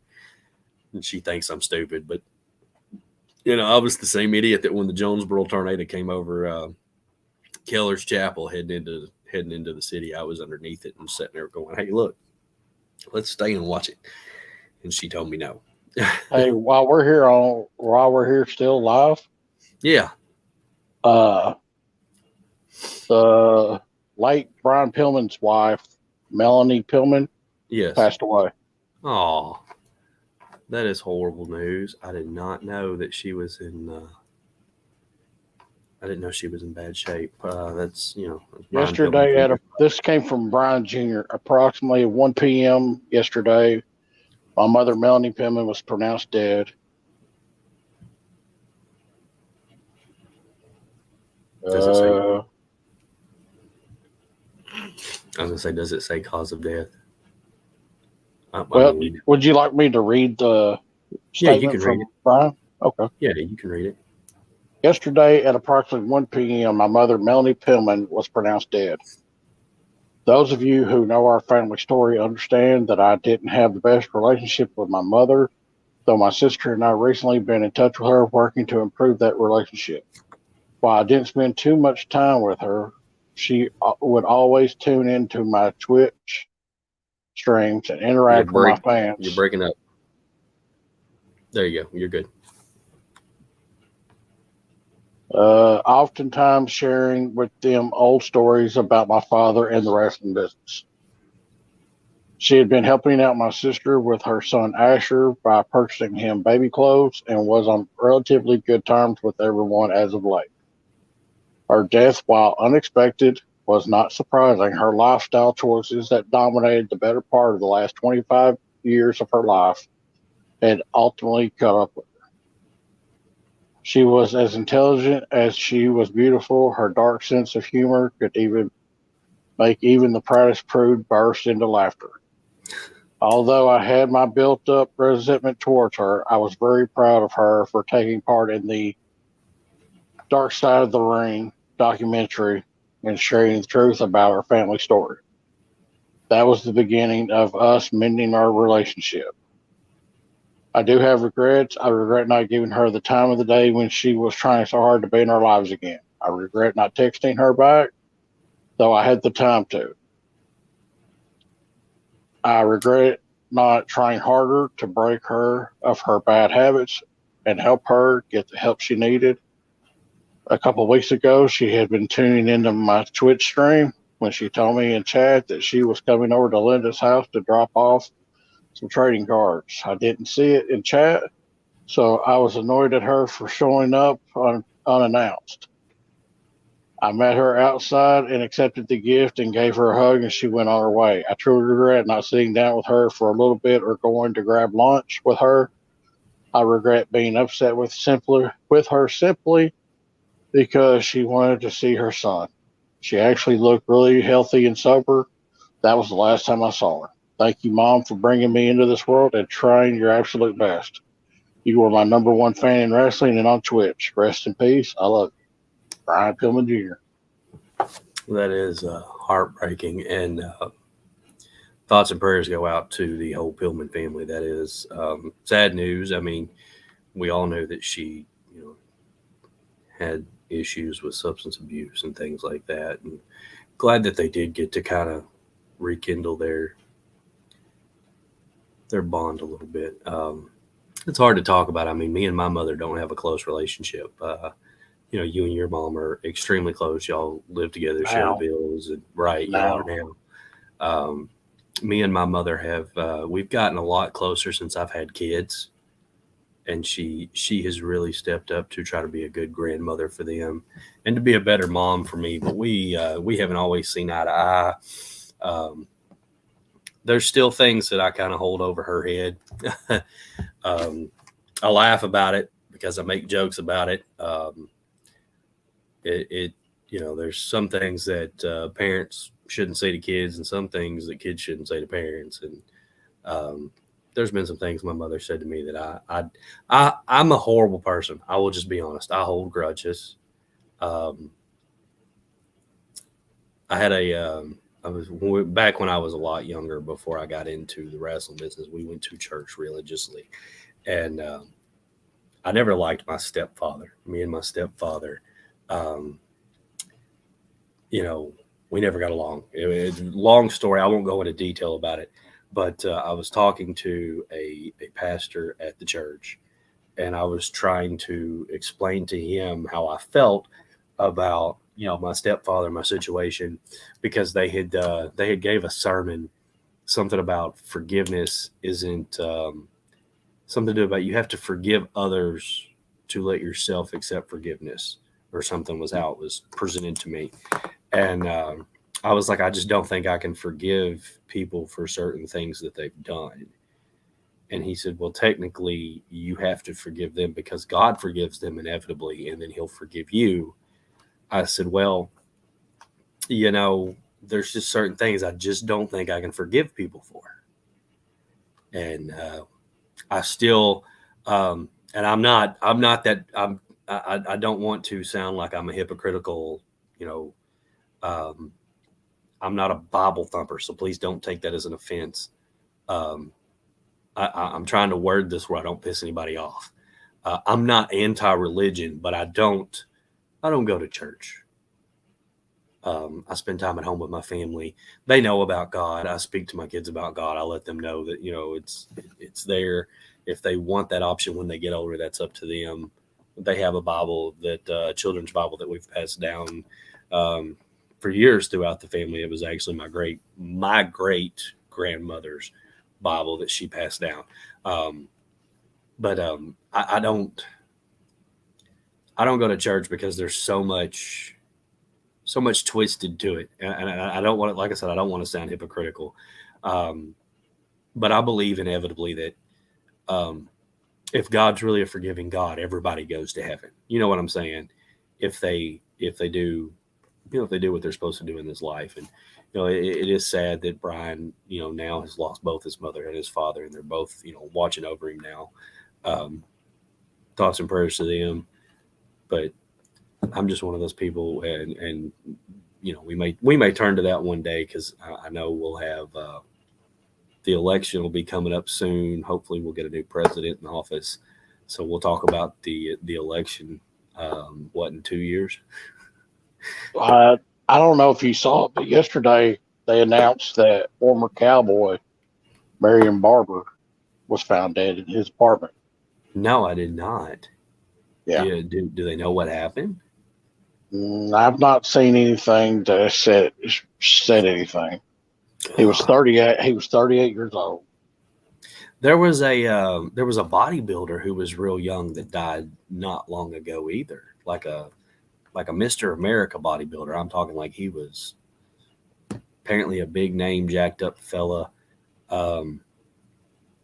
This is just hearsay. They said that what happened to him was the use of steroids over time to get him to where he needed to be to go do shows, and to get him in that situation caused his heart to become weaker and stuff. And he ended up having like a massive, like his heart exploded or something. I don't know how they explained it, but it just, right. It happens. And I think he was 38 or something like that, or 48, or he was real young. I mean, he wasn't much older than me, if I remember correctly. I can't remember what his name was. But, yeah, I mean, shit. I mean, when you do, look at poor Eddie Guerrero. I love Eddie. Miss Eddie. He was a great compliment to the wrestling business. Yeah, I mean, he was a great compliment to the wrestling business, but his drug use and stuff like that led to his untimely death. Like, he wouldn't have. Oh, God, I don't know. There's just, Harley Race talks about it. If you get a chance to read Harley Race's book, The King of the Ring, Harley Race Story, he talks about the one time that he tried steroids and decided that it wasn't for him. He injected himself, I think, one time for a cycle or something, or he started a cycle and never finished it, because it made his body, he was putting on muscle and he worked out daily and all that good stuff, and he was getting cut, but he said it made him feel different, and it made his body feel unnatural, and he would have mood swings and the roid rage, as they call it, and things like that. And he said it didn't make him feel right, and so he quit using them. And he said, and it did affect me, and it didn't do what it should have done in the end, because I quit taking it, but inevitably that kind of helped lengthen his life, because he quit taking that, and yet he still drank and stuff like that. But it is what it is. Everybody has their vices. Mine, skull. I'm trying to kick this habit. I had it kicked, and then through all kinds of things, and now I'm back to dipping, and so it is what it is. But hopefully one day I'll be able to kick it before it's too late. If not, then I know the end result could end in a cancer and things like that. So let's leave this on a positive note. Since we knock it down. Which positive note do you want me to leave it on? You want me to call Tony Khan out again? How to get what? What? What? What? Yeah. You want me to call Tony Khan out again? Well, I mean, tag him on Twitter. I mean, I know he likes to do Twitter. Oh, yeah. He's all about the stats and following people on Twitter. And he's got them WWE bots following him everywhere he goes, man. And then Friday night wars. I'd love to have somebody come online and join us every once in a while. You know, our boy had his match Saturday night. Yeah, I was going to see about getting him on again soon. He got his ass whooped. Apparently, he hit his partner or something. Like, yeah. Fucking rookies. Right. I mean, shit. Rookie hit you with the ropes. He's hitting his partner. I mean, what the fuck's wrong with these kids these days? They got no respect. Nope.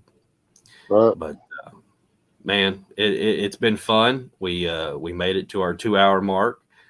We didn't have really a format. We really wanted to kind of lay it out there and just see where it went because of the MJF thing being as hot as it is. Got in trouble early. Of course. I mean, it's fucking Tony Khan. He's a fucking pussy. He's afraid for anybody to talk shit or show anything that happens on his show because he's afraid that he won't get credit for it. Fucking YouTube. Fucking goddamn copyright people. Just trying to fucking push shit out here. I know, right? Like, let's copyright claim them because they got MJF on there talking shit about Tony Khan. Well, if Tony Khan knew how to fucking book wrestling and let wrestlers book their shit and stop fucking trying to play Vince McMahon Jr. over there, then maybe we wouldn't have to fucking talk shit about you, Tony Khan. Hey, I wonder if we don't turn the volume up, can we watch something? Well, I mean, what do you want to watch? I say let's watch Stone Cold and Kevin Owens. If we don't turn the audio, the volume, yeah. I mean, as long as we we'll do our own. Let's do our own. We can do our own commentary with it. Yeah, let's do it. Like right next now. Saturday. Okay, Next Saturday. Okay. God damn, no. Yeah, I got people I got to call and stuff. I got to get straightened out. I got shit I got to do. I mean, I got other videos that I've got to edit so that YouTube will stop fucking being an asshole and start paying me for my shit. Because I got bills to pay, and YouTube needs to come up off some of that fucking millions and millions of dollars they're paying them fucking kids to do fucking toy videos. Maybe we need to start playing with toys. Right? Like, I'm going to break out my fucking action figures like Matt Cardona on here and start fucking having matches. What do you think about LeBron being the first active basketball player to be a billionaire? I didn't know he was. They just announced it today. Forbes came out, announced that LeBron James is the first active athlete, not basketball, but as athlete alone, is in billionaire status now. That's insane. But I mean, he's in the Space Jam movie. He is still playing ball at a good level. So I mean, yeah, it makes sense, I guess. Yeah, he's playing ball at a non-playoff level. Yeah. But I mean, I don't watch basketball as religiously as you do. I'm more of a football. I don't guy. either. Oh, you don't watch it as much anymore?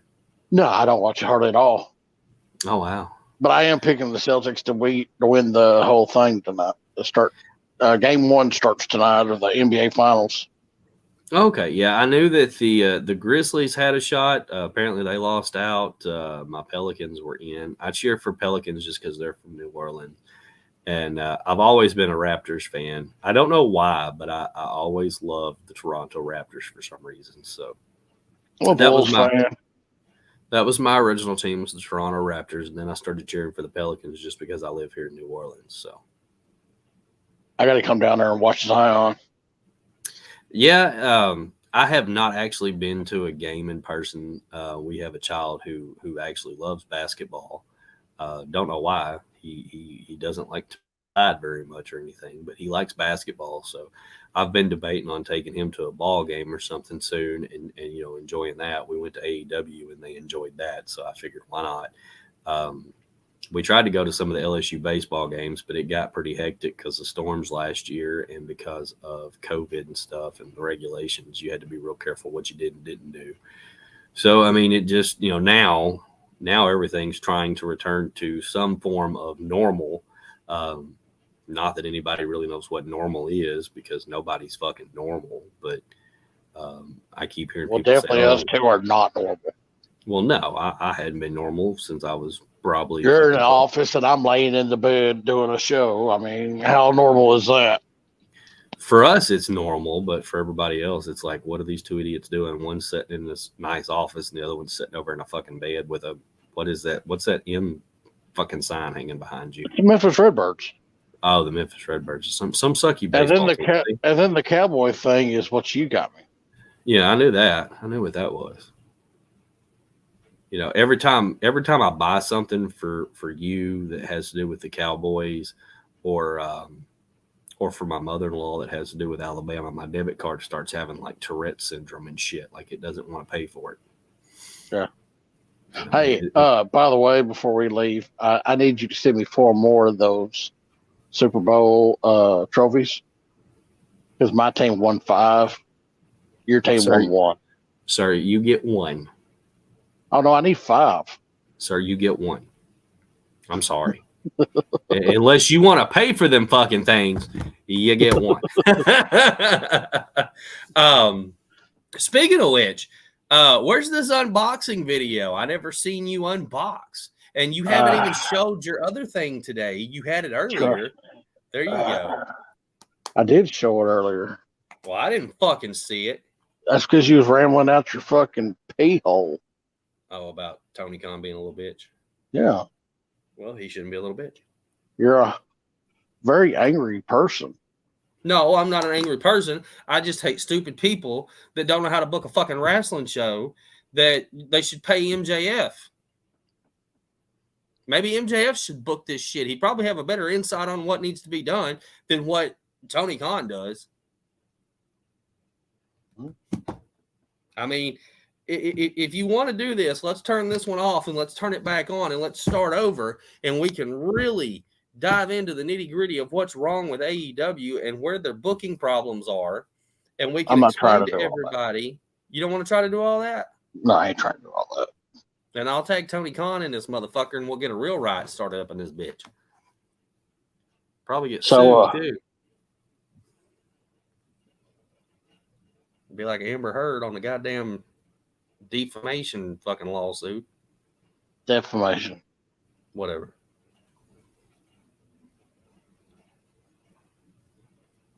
Well, I'm glad I got you all riled up. I just got told that I sound like Jim Cornette when I bash him on how to book a wrestling company. No, I mean, I don't mind being right. I mean, that doesn't offend me. That doesn't offend me in any way, shape, or form. Jim Cornette was one of the greatest minds in professional wrestling for years. Now, I don't think the same way he does about everything, but I do agree that Tony Khan doesn't have a fucking clue.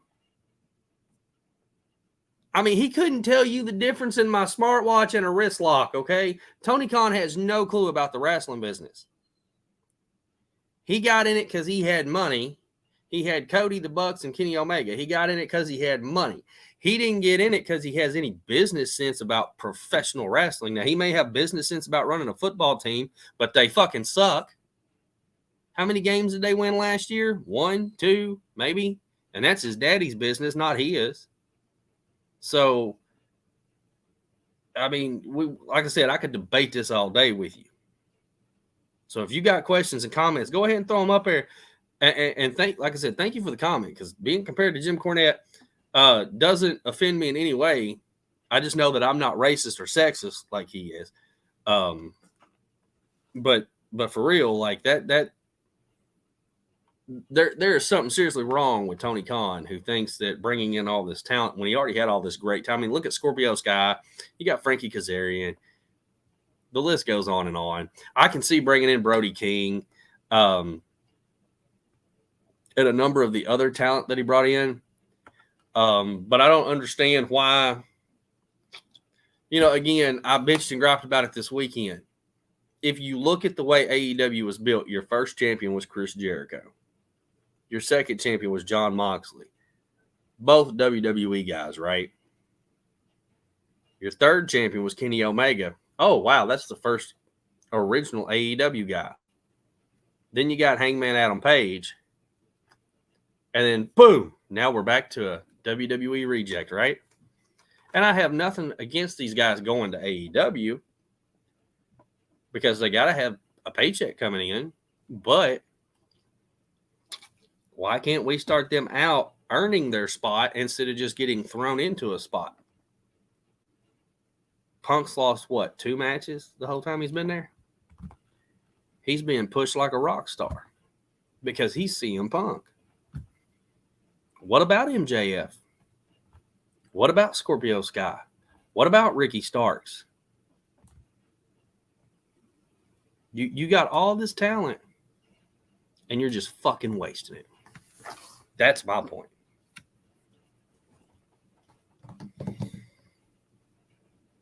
With that, I guess we're going to be off for a week. We're taking off next Thursday. There will be no. I didn't do a. Good God, I can't talk. I didn't do. For anybody that wants to send me something, my birthday's in 3 weeks today. Yeah. We know about your damn birthday, brother.